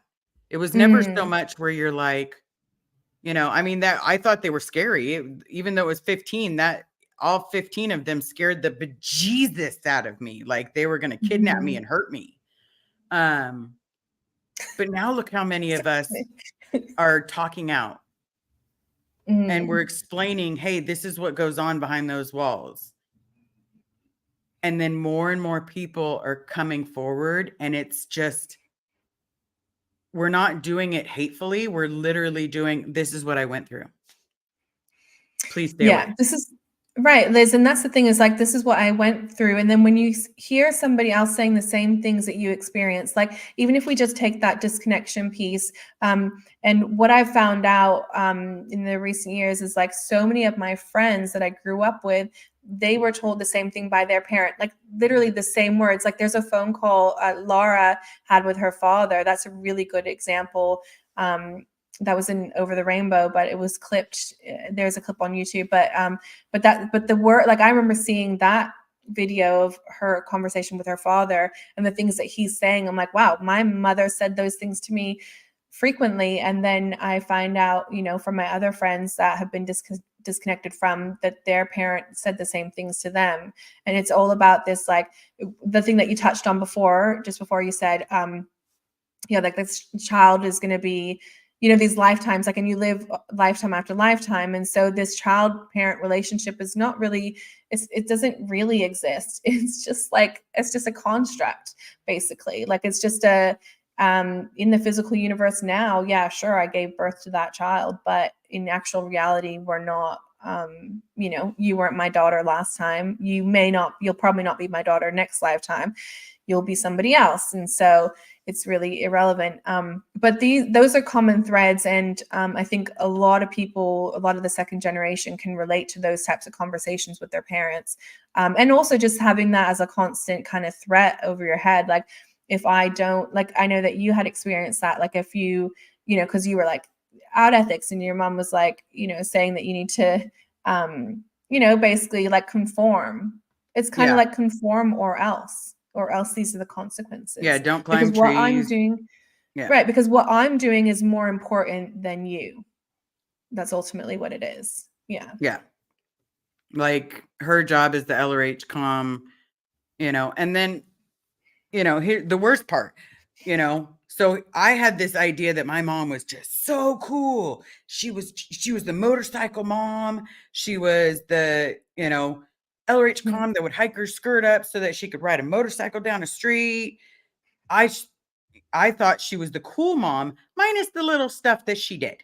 Okay. Because that Mhm. stuff really sucked. But I So still she thought, was a bit of a hero to you in the same way, like I idolized my mother. She was a hero to me in my mind as well. yeah, like Yeah. my dad was absolutely one of my heroes. Absolutely. Mm. And it's so weird because I didn't get much of him and I didn't get to see him and spend time with him. Um, but then at the same time, I thought this LRH com position meant so much. But then when I joined the Sea Org and I started to realize that Sea Org life sucks, like I'm in lower conditions all the time because I'm white or because I burned or because No, I can't right, yeah. recruit my mom.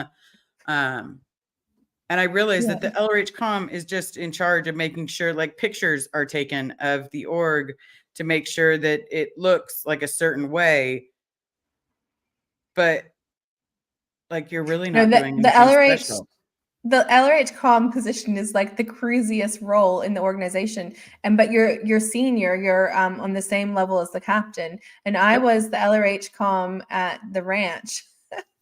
And so I had even way less to do, but like basically I would just go and check the letterbox. So there was a letterbox people could write to LRH, and never mind the fact that he'd been dead for some years.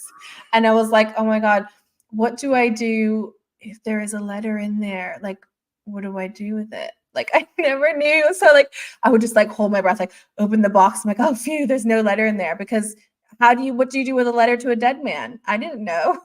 You cut it up and burn it, and then it goes into the atmosphere. I have no idea. That's Oh God, hilarious. I never once got a letter in there. Thank goodness, because I was I was like, yeah, very worried about that. Because I was given like a couple of policies, like read these. These tell you what your job is. Like, okay, so I read the policies and it didn't answer those questions, but you can only do what LRH says. Like, so I didn't know what to do. And the other thing I would have to do is at source night, they would have like a weekly source night, and I'd have to get up and so source night was when they would like all the kids would have to listen to an LRH lecture, which was Okay. super boring. It was And I super would have to, amazing. oh yeah, so fun times. And I would have to go up in front of everybody and read a quote from LRH. And like that was horrifying. Like to just like, I don't know, like yeah, I'm very outgoing in a lot of ways, but in a lot of ways I'm quite introverted. So it's a very weird mix. So for me, that like to stand up in front of everyone, I picked the shortest quotes every time that I could find that was just like a couple of lines. That way you did. And be I like, see. I'd be terrified of messing it up because if you mess it up, then all oh, of a sudden you're 100%. the out ethics one. Well, you don't want to stumble on a word, then that means you have a misunderstood word. But then imagine doing that. Like you're already nervous as it is when you're reading in front of a word clearer and you have to get every word like perfectly. Otherwise, there's a misunderstood word there. But now you're doing that in front of the entire group of kids that you're growing up with. Like I was like, oh my gosh. Yeah. So that was my experience being the LRH LRH communicator. com. So Yeah. it was the same thing. Like, okay, here's a question because that totally reminded me of when I was a kid. So when I was a kid, Mm. there were places to write to LRH Yes. everywhere, Yes. everywhere. And then when he died, there were still those places Yes. to write him in every org, whether it was ASHO, AOLA, that you had a place that you could still write to him. And it was always So right it by his office. changed. Right, exactly right. So it changed to RTC. So that box became a letter to RTC. And it was near, like, so for example, in ASHO, I don't know where it was in AOLA, but in ASHO, it was near the lobby of like near reception and also near the RTC rep office. It was kind of in the middle there. But yeah, and also that was near LRH's office. So in every organization, they keep an LRH office. And so, yeah, it was also near there. That was just Yeah. like a central area. But yeah, you're absolutely right. But then it changed so you could write a letter to RTC, and it was supposed to be like they would, if it was something that couldn't, like, let's say you were like, this injustice has happened and you're trying to get it resolved within your organization. You're going up these channels, but no one's listening to you. And you're like, this isn't right. This is off policy. You could write to RTC. Prior to that you could write to LRH, and it was this LRH comm line that you could have. Yeah. So did I'm you ever curious. write a letter in there? I wrote him all the time. I wrote them all the That's so time. I'd be funny. like, I miss my mom. Mm, So the idea that she was getting those letters cracked me up. Like, I didn't mm. have a lot of vocabulary, but I used like little words back then. Even if I spelled them wrong, I miss, if I wanted to see my dad, I would write in there, if you could just let him go from Gold Base for just a day, I'd like to see my dad. So that's really sad because so those would go up the line to RTC, and that would go to I think it was called the reports officer of RTC.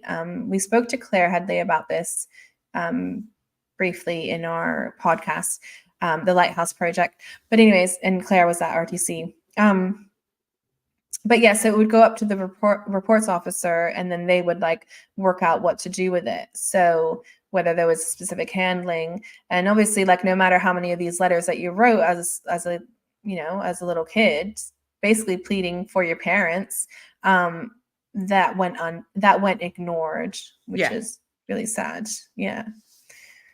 By the highest level of management of Scientology. So they were well aware of the impact that they were having on children. Yeah, they And didn't just did care. nothing. They didn't care. Yeah. Yeah.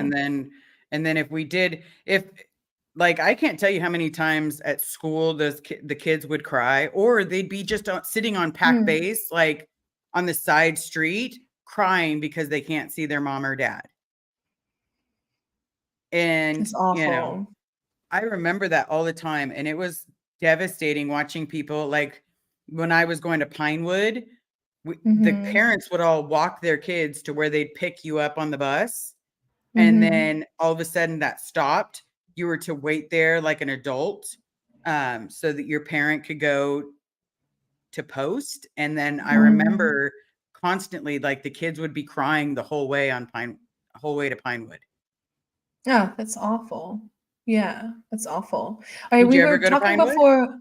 I never went to Pinewood, no. I'm just, How was it there? I, I mean, I got expelled, but other than that, Just I did. thought it was fun.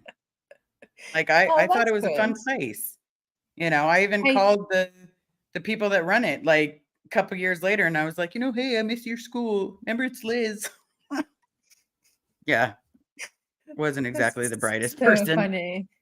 Well, isn't it interesting that it's all of us people who got in trouble frequently, like the little rebels, little rabble rousers. Like I was the same. Like I was always like deemed out ethics, and I was always having knowledge reports written on me, and I was always like, yeah. Later on, when we had to do lower conditions and stuff like that. I was always the one getting in trouble, and so like it sounds like it was similar for you as well. And Hmm. then I think for a lot of us, like because for whatever reason, we were like, no, we would disagree with what was Hmm. happening. And you weren't supposed to do that. That's called backlash. So Yeah, I yeah. remember that word very well. Thank you. Now Yeah. you were getting ready to ask a question before I said Oh, about Pinewood. thank you. Yeah. So I think we touched on just briefly, like we started talking about with the protests and how you said how you were feeling when you were there. And then I think we like segued off to something else. But I was really interested in that. Yeah, because so you said it was really cathartic for you to be back there. And Yeah, at yeah, first did it you was want to nerve-wracking. At first, I'm not gonna mm, lie, like I was trembling like an addict that hadn't had it in like a day. Um, yeah. I was just, my hands were shaking, my palms are sweating. Um, but then once the first words came out of my mouth, you know, the protesters were doing, "Where is Shelley?" Um, Mm, and I can get a mob going when it comes to the military songs. Woohoo! Um, yeah. Once I started saying it, then all of a sudden it was like, "Okay, where is Shelley?" And I got louder, and the louder I got, it was is see, this is gonna sound weird, but it was almost like I was screaming out like releasing the pain, if that makes sense. Yeah. Like for everything I was saying, it was like releasing the hold that building had on me. Wow. Oh, Yes, Yep. same for me. From Laura FM's. Yes, same for me. Definitely a troublemaker. A what was it? Backflasher. Yeah. Yes. Yeah, I think she fixed it. There, she fixed it. Backflasher. There we go. Yeah. We know we totally get what you're saying because we are, yeah, that was us. Yeah. And And also love like Catherine's book, The Bad Cadet. I don't know if you've read that, but also very much like she was a rebel. And we were a rebel alongside each other as well. So I love that. And I think that's so important. And there's so much strength in that. And let's remember like our rebellious roots, like where, what are the things that we stood up to? We stood up to so many things along the way. Just remember how much power and how much strength we have. But yeah, sorry, go on. And you were talking about, so that was really empowering for you to yell that out and like get that pain out. You felt like it was like a release. it was,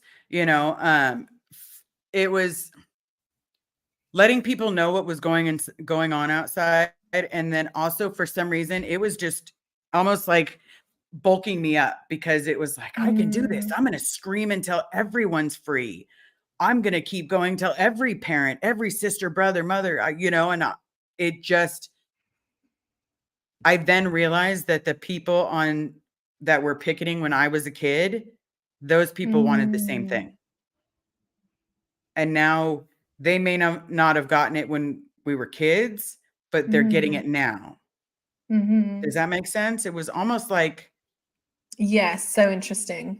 uniting the older generation that used to rally at CC or rally at the AOLA area, and they would say all their hateful stuff. Even though they were by the Kabbalah Center. When we were kids, it was always by the Kabbalah Center. And then, I don't know. It just kind of, Well, it completed. completed this circle because like it was interesting to see like as a spectator online, you did have that meshing of the generations, that first generation and second generation, and that was really interesting. I think that in itself was pretty healing. But yeah, you had people there like Tori Magoo and Karen Deli Carrier and Jeffrey Augustine. Those are the ones I can think of at the top of my head that were like the first generation. Lots of second generation there, because this is really the fight of the second generation. It's like, you did this to us and now we need to do something about it so this shit doesn't continue to happen. Right. And so so it is our fight, but it also is interesting to it's important to recognize like people that were in that space before that, and that this whole history, and again how that like circles back around. I think the messaging is different now. There's things that were focused on in the previous protests. I think it's like now it's more people that are involved are people that came from the inside, that came from the Sea Org, that came from like the belly of the beast and made it out. And so that's interesting too. I think you had more like never ends protesting before historically. Now And I it's more know people it's just that going to really keep came getting up in it. bigger and bigger and bigger. And then before you know it, we're going to have people that just walk out. And that'll be the day that we all sit there and high five and celebrate that just someone, if just one person walks out from all of this, if one person let's say one person reaches out to Christy or their family, I'm totally excited for what we did. Yeah. When I'm thinking like when I was a kid, like born and raised in it, like I didn't know anything about like what was legal and what wasn't. And like, for example, when you were saying like $40 a week isn't legal, like I think that might have interested me. Like I would have been like, oh, Right? Because everybody like, can relate to how horrible the pay is. yeah, totally. But yeah, it'll be interesting to see. We've always kind of felt or thought that protests won't get people out from the inside, but you just never know. Like I don't know. We'll see how everything evolves. I think that you're not allowed. I know that when you're inside, you're not allowed to listen to or see what the signs are or anything like that. So you are kept from that, and you close the blinds and you'd like, shutter yourself in.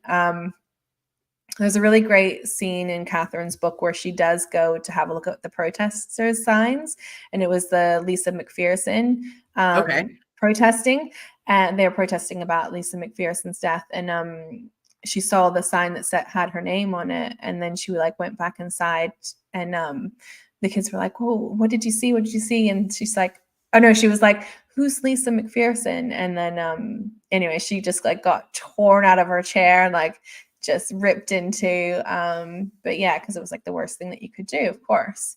But she was just a curious kid. She just wanted to know. Yeah, So there will we be were all people, curious, yeah, there will be you people know. like that. Mm. Well, for me, it was like what Catherine's gone through. It's like I was that rebel. Like there's, Mm. if Aola had just had better, you know, if Ivan had just handed over one person, we would all have been in the same boat, Mhm. all been behind the blue tarp or whatever. And then I don't know, there's a part of me that's like, again, I still wish I had your experience because you had an adult that seemed to care. Mm. But then at the same time, Yeah, I remember being a Sea Org member and I didn't give a crap about anybody, if that makes exactly. sense. If they were below Yeah. me, I didn't give a shiznit about Yeah, them. I would say like we didn't have, it wasn't like a, it's hard to describe, but it was just like a and not for all the adults because some of them were purely assholes, but a lot of them were, they had a duty, they upheld their duty to care for the children. Was it a relationship that could anyway replace or substitute an actual parent? No, absolutely not. But like, yeah, I don't know. There was only so much they could do as well because like I remember that, I frequently was just like my clothes had holes in them, they were falling apart, and like they didn't have and that was something that my parents were supposed to take care of. They were supposed to supply me with clothing, but they didn't. And so I remember one day Heather Swaney, she was an adult, she was a dorm mom, and she gave me a whole bunch. She gave me a bag of like hand-me-down clothes that were from her twin daughters, that her daughters were older than me. And it was just like the best gift that anyone had ever given me. Like I remember just being, because there was like beautiful dresses in there. I had never had, like I always just had like Goodwill clothes. We always just Yeah. went to Goodwill and I'd get clothes from there. And then my shoes were like from Payless or whatever. And so like, that's fine. But just the fact that she gave me this whole plastic bag filled with like dresses, clothes that I had never been able to have. And I was just like, I just remember feeling like so pretty and like, yeah. So there was that. There are these little pieces of light in this, because nothing is ever all good or all bad. No. It's a human story. And when you have a human story, there's nuances and there's shades of gray. And that's how you know that something is a true story, that's something that has honesty, because I think that you need to be able to show all of those pieces there. So yeah, so like I can understand. Yeah, we did have more than that, like what you would have had. You're just like a ragtag little group of kids who are just hanging around pack and are being told off from their parents because they're basically just like they're interrupting their mission, Yep. basically. And Yeah. so that's why it felt so cathartic, because to also be at CC, there's a part of me that wishes that I had found out, like been told about the other rally, or the other protest Mm-hmm. at the At PAC pack. base. Mm-hmm. Because I'm like, as we're watching Lara's, we're watching Vanessa's, um, and I'm just sitting there and I'm like, man, the housing is like down the street, which I now know is where they keep elderly people, you Oh yeah. know. Mm-hmm. Mm-hmm. Um, and so that was weird because I'm like, well, okay, well, they're still using it, fine. Mm-hmm. But then at the same time, it's like there's so much that happened there that Like my whole childhood was created there. Mm. And Oh, so totally. Yeah. protesting it is just saying like it's not okay what you guys did to us. Like, Mm-hmm. and I don't think I was negative, but it was nice to see those windows open. Like people didn't open them when I was talking, they left them open on the other side. So it was Oh, so wow. nice to just be able to scream and get it in there that, you know, it's not legal. It's not, rice and beans are not a meal. It's Mm. give me back my dad.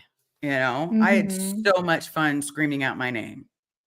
It looked like a lot of fun. Like, it looked like a lot of fun. I definitely was like, damn, I'm way too far away. But hey, I definitely like the next time I'm going to LA, I was gonna, We'll do it yeah, again. either there's gonna be one or I'll organize one, but yeah, it'll be a while.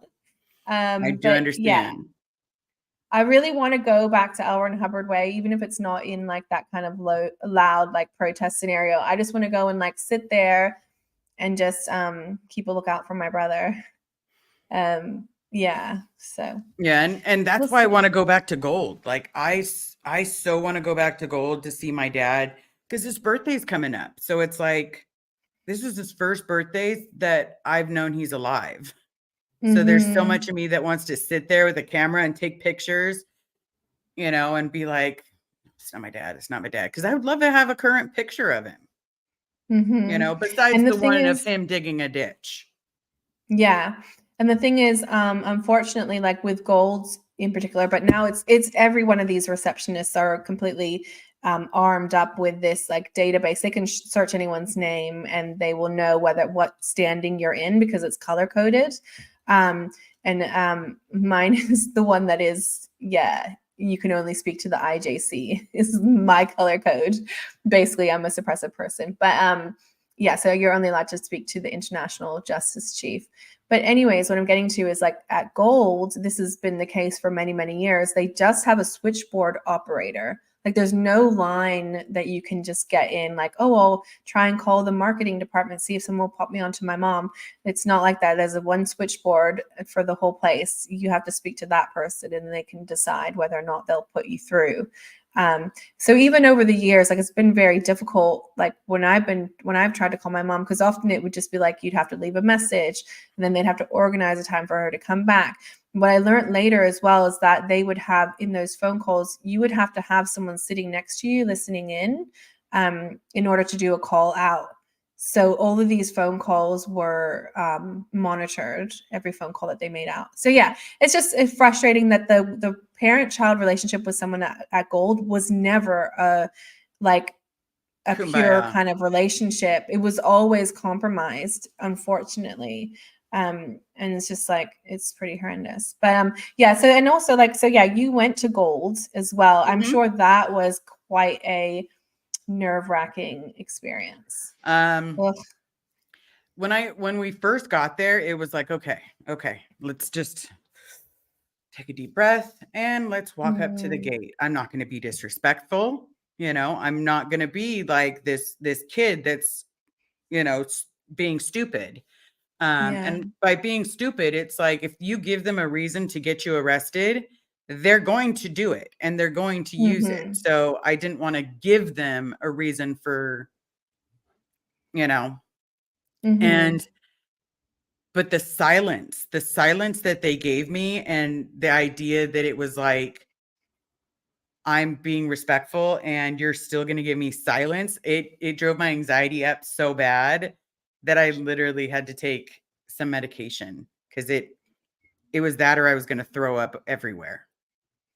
For sure, because this is something like you're coming to them. This is something that should be that should be treated with concern. Like, oh hey, like if this was any other correctly operating organization, they'd be like, oh shit, like yeah, no, your dad's here. Like we'll just grab him for you. You can say Yeah, we'll hi. bring him right up Um, yeah, like so sorry someone told you he was dead. That's not no, he's here. Let me just grab him for you.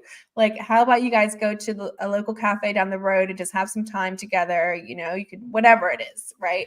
Um, but no, but like the way that they treat you is gaslighting in itself because you're like, am I am I the crazy one? Like, you're just like, it's so intense because they're not reacting or responding in a way that your brain thinks thinks that someone should. And so it's just like, oh God, yeah, no, I can imagine it would have been, it does make you want to throw up It because does. it's something that is like, it really affects you. And they're just like turning like, everything is in Like their that. control. Yeah. And that's the one thing. It's like, see, I prepared myself for one of two scenarios. Well, actually, a few Mhm. scenarios. One of those scenarios was obviously my dad coming out and getting in the car with us and leaving. I did prepare myself for that because it was a hope, a delusion, a dream, whatever. Yeah. But my other one is, their their PR aide is going to come screaming at me and how dare you be here? I had a comeback for it and everything. I Mhm. had practiced to the mirror, like envisioning someone screaming at me, being like, I Mhm. think you need to get your TRs in. So I had practiced that so that I Wow. could throw a joke in there. Um, Mhm. but dead silence, I was not prepared for. I was absolutely not prepared for dead silence. Wow. Um, like I didn't even matter. Like that's how it felt. Is like even though I'm there to see my dad and I have not seen him in 20 years because I was told he was dead, I did not matter. What's crazy as well is that you hadn't even really done much speaking out or anything like that prior to that, right? Like, I it had no was pretty intention of much, it. yeah, you were like, you found out that he was alive and you kind of burst onto the scene of like, holy shit, now I need to go and see him. And like, so it's not like there was this track record of you attacking Scientology that, like, you know what I mean? You were there to go and see. I mean, maybe it was Jeffrey Augustine, that maybe that factor that probably made them more wary, but still, whatever. If that's what you needed, that's what you needed. And yeah, And you never they need to start acting right is what they need to do. Like, they need to start getting their shit together and have some humanity, have some fucking human decency, and like, let children see their parents. What's the big deal? What are you so afraid of? As they Yeah, say. because if SBTV. realistically, if Yeah.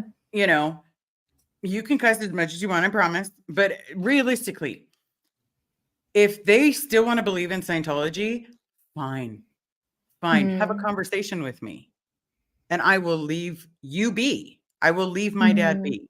Simple conversation, super easy. Um, but the fact that they're not letting us communicate, it just makes me believe more and more that Mhm. their goal is to keep families apart so that that person doesn't leave the Sea Org, Yeah. Yeah, 100%. Yeah. because what am I going to do? Tell him the truth? No, if he really wants to stay, I'm not going to burst his bubble and be like, Hillary is not real. You know, I'm I'm not going Yeah. to sit there and be like, by the way, David Miscavige is the one writing the books now. You know, I'm But you know what's crazy? But this is the thing, Liz, is they always assume that. Like, I remember trying to address things with my mom, like, hey, this isn't right. Like, what happened? Like, that was wrong. Like, and I wanted her to recognize like things that had happened.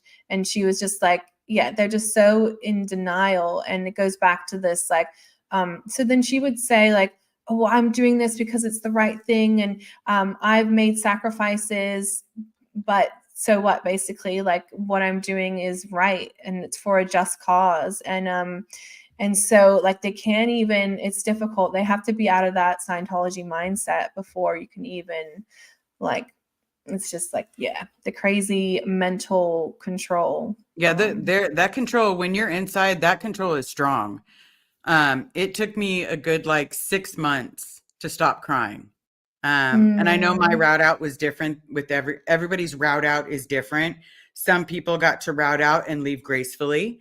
Some people got put I on didn't. decks for months. Oh yeah, that And was I was me. I was that person got put on decks. Mhm. um, that was basically pushed to the point of wanting to I I know you know what? I tried to jump off that building. If security hadn't walked in front of me, I would have jumped off the building, the birthing building across the street. Wow. if they This is had at not stopped me. CC? Yeah, I was at CC and they were Mhm. making me live with 24-hour watch, like Watch? full Yeah, on. 24-hour watch. And of Mhm. course, there was no female security guards. So I got to sleep and have a man stare at me while I'm sleeping. It was super comfy. Yeah. And Wow. I got to a point where my nightmares were getting so bad that I was like, I can't not eat. I can't dig another ditch. I can't have these stupid nightmares every single night, every time I close my eyes, or even as weird as it sounds, when I was ratting out, I felt like I was going crazy. Like Mm. I felt like, is it everybody else that gets this and I'm the one that doesn't? Uh, Mm. because they kept trying to get me to disconnect from my mom because they were saying, if she doesn't want to rejoin the Sea Org, she's suppressive. They wanted me to disconnect from my cousins and my aunt, which was not a problem. No problem. I don't like them. They don't like me. Disconnection, good. But for some reason, it Yeah. was, So they were I trying to get you to disconnect from your mom before you left the Sea Org? Like, you mhm, were on the decks and they were, like, working on you to disconnect from your mom? yeah, And that's so, like, when you left, you wouldn't connect up with her. So obviously they were worried about something there, whether they're worried about I mean, the thing is, you came from HCO, you had stacks of information that was sensitive. So they didn't want you to get into the wrong hands, and they really need to make sure that they've got that locked down. And sometimes, yeah, a lot of times that locking down process is like the pressures that they're putting to bear on you, yeah, can push someone to the absolute brink. They will keep you there until they're satisfied that you're not going to be a problem for them outside. yeah. So, And if they, and realistically, had they let people leave, like not put them on decks and put them through hell and high water, where mm, again, I felt like I was losing my mind. I was seeing my Nana died when she was 12 years old. One day I was so tired and so hungry. I looked up and I saw her and oh I wow. I started crying. I thought my marbles were all leaving the building. And Mm, now I've done lost it. Like, mm. but then as soon as I slept, that hazy feeling all went away. Oh, yeah, extreme sleep deprivation. That'll make you start hallucinating for sure. Yeah. Yeah, But, yeah. whatever it was with my mom that they wanted me to disconnect from, for some reason, I was just not willing to do it. Even though Mm, she wasn't the June Cleaver that I wanted, she was still partially herself. Um, mhm, but it had gotten better. It had in a comparison to what it was in my childhood to when that point was, life had gotten so much better. mhm, Like it was a going from getting hit all the time to maybe once a month. So for me, as cliche as it may sound, it's a lot better when you're going from mhm. daily to once every couple months. Of course. Yeah, And definitely. so I didn't want to disconnect. And then all of a sudden it was Mhm, like, are you going to give off secrets? Are you going to do this? Are you going to mention things that you've seen? Are you going to mhm, mention, how to get around the org? And I'm like, you mentioned to who? mm, I couldn't understand who they thought I was going to give directions in the org. And why would it matter? yeah. They let public around all the time. So it didn't make What sense to me. what year did you leave the Sea Org? 2000. 2000? Okay, yeah. Alright, so we were in the Sea Org at the same time too, Mhm. but I was at Pack Base, yeah. Oh, okay. Which Uh, which sucks because again, I didn't get to meet a lot of people. I was primarily friends with so many people at CC. Oh, Cece. s yeah, Um, CC was very separate from the rest of Pack, like, CC was like, I'm CC." we're just It's so pretty. Like people yeah, people used to yeah. say, how did they end up getting people into CC? Because it's so easy to recruit to CC. And I know that sounds horrible, but it was like easy to get public and easy Oh for yeah, I'm people to sure. want to, because they had this loophole, and when I went to the um when we were at the protest, I saw it. Had like this nice little sign by the Rose Garden, and I couldn't make out what it said, but that's the same thing they used to do. Is they would put a celebrity's face on this little tiny billboard and said, for a certain amount of money, you can get a free acting lesson, or you can get, they can give you tips in the trade. And then all of a sudden that super celebrity has a packed room, or 10 people are sitting there Googling the celebrity, and then they want to try it. Oh yeah. Yeah. The celebrity angle was definitely an in for CC. Yeah. At PAC, we didn't have anything to offer. And I remember they used to, they'd be like, oh yeah, so what they did, there was a couple of tricks that they did, was they would put like really hot people as the recruitment officers. And so that they would like honeypot them in. Then the other thing is they would like show them the dorms, but they would only show them, there was a couple of like renovated dorms that so they would show them those. I was like, these are the rooms you'll be living in. Like, oh wow, it's so nice. And then the rest, and it was like just like this running joke, like, yeah, we're only showing them the ones that got renovated, but the rest of us are like all crammed in. It's just like, you got 12 to 9 to 12 per 400 triple square bunks. feet. Yeah. Yeah. So anyway, it's just so many lies. Yeah. But I guess we should probably wrap this up. Hey, it's been a really good chat. I think we did we did cover everything that I wanted to chat about. And I guess I wanted to just maybe summarize. I know we touched on it, but our current relationships with like our gold parent, I don't have any relationship with mine. I've, cut that tie because I just realized oh, she's not actually being, and she hadn't been for a long time. It was and also just like the betrayal. Ultimately it was because of the betrayal. So I had just took a hard line with that. And but for you, we are still holding hope that Bob was going to get out. I am holding hope, and it's weird. Yeah. I'm kind of torn. Being completely honest, I'm torn. There's the part of me that went through hell in a handbasket from the time I was young till the time, I joined the Sea Org. And he was not there. Like there was empty promises everywhere. And then we made this connection while I was in the Sea Org, and he started being my dad again, and the dad that I wanted. He'd write me. I still have his letters that he would write me from Gold to CC. I still have those letters. I finally got the dad that I wanted, and I just had to join the Sea Org. And I know that sounds horrible, but it's what happened. It's the truth. Yeah. And then we have this good relationship after I leave. We're still talking. I think everything's good. And then, I tell him I'm gay. I thought he took it well, and I thought it was like this amazing thing. And then I get told he's dead.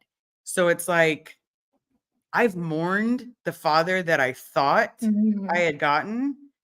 And now come to find out almost 20 years later, it is 20 years later, that it's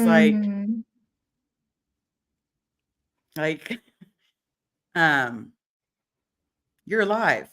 And so now it's now I want to save that dad that I got to see when I was a staff member. But I'm also mad that so many false, fake promises and false information. And you didn't tell me you were alive for 20 years. You didn't reach out for 20 years. But I don't know what they told him. Yeah, and we don't know what they're telling your mother now. That's another interesting thing. I still feel like I'm going to get one parent back, and I'm going to lose the other. Let's this is crazy business, but I'm so I feel I'll like definitely there's I'll more to the definitely have to story. sit her down and talk about what her plan is, or why she's talking to them, and not if not, I'll change her phone number, because she doesn't remember how Mhm. to do all that. Oh, true. Good point.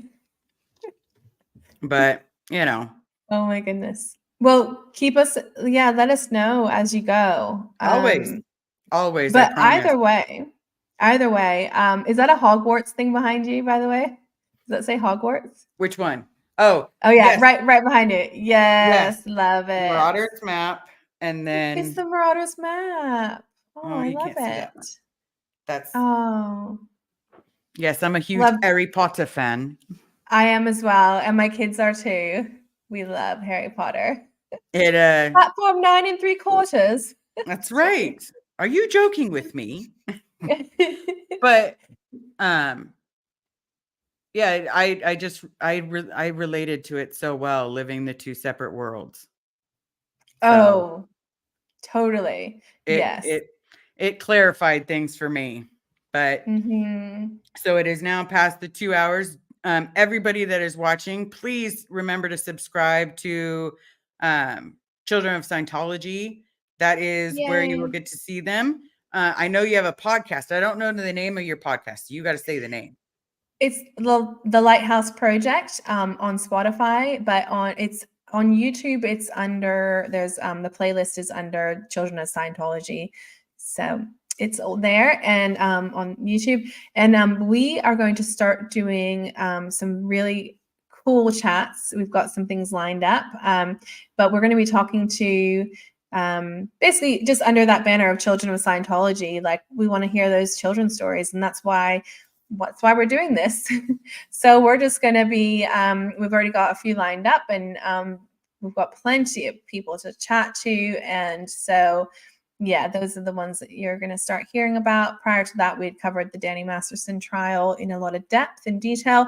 And that was important because, there's second generation Scientologists involved in that story. And just a lot of the Scientology lingo and experiences. So we did deep dives into that.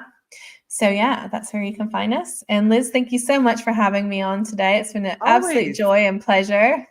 You make it easy to talk to. I will tell you that much. It Oh, makes it very easy to talk to you, and because I haven't said a lot of those things. I've said some of those things before, but not everything. And yeah, you make it very easy and comfortable.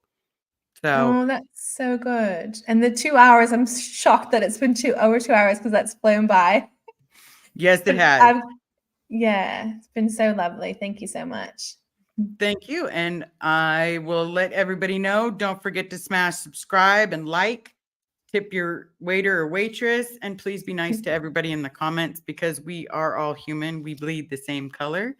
And that, have a great rest of your day, and we will talk to you soon. Thank you so much.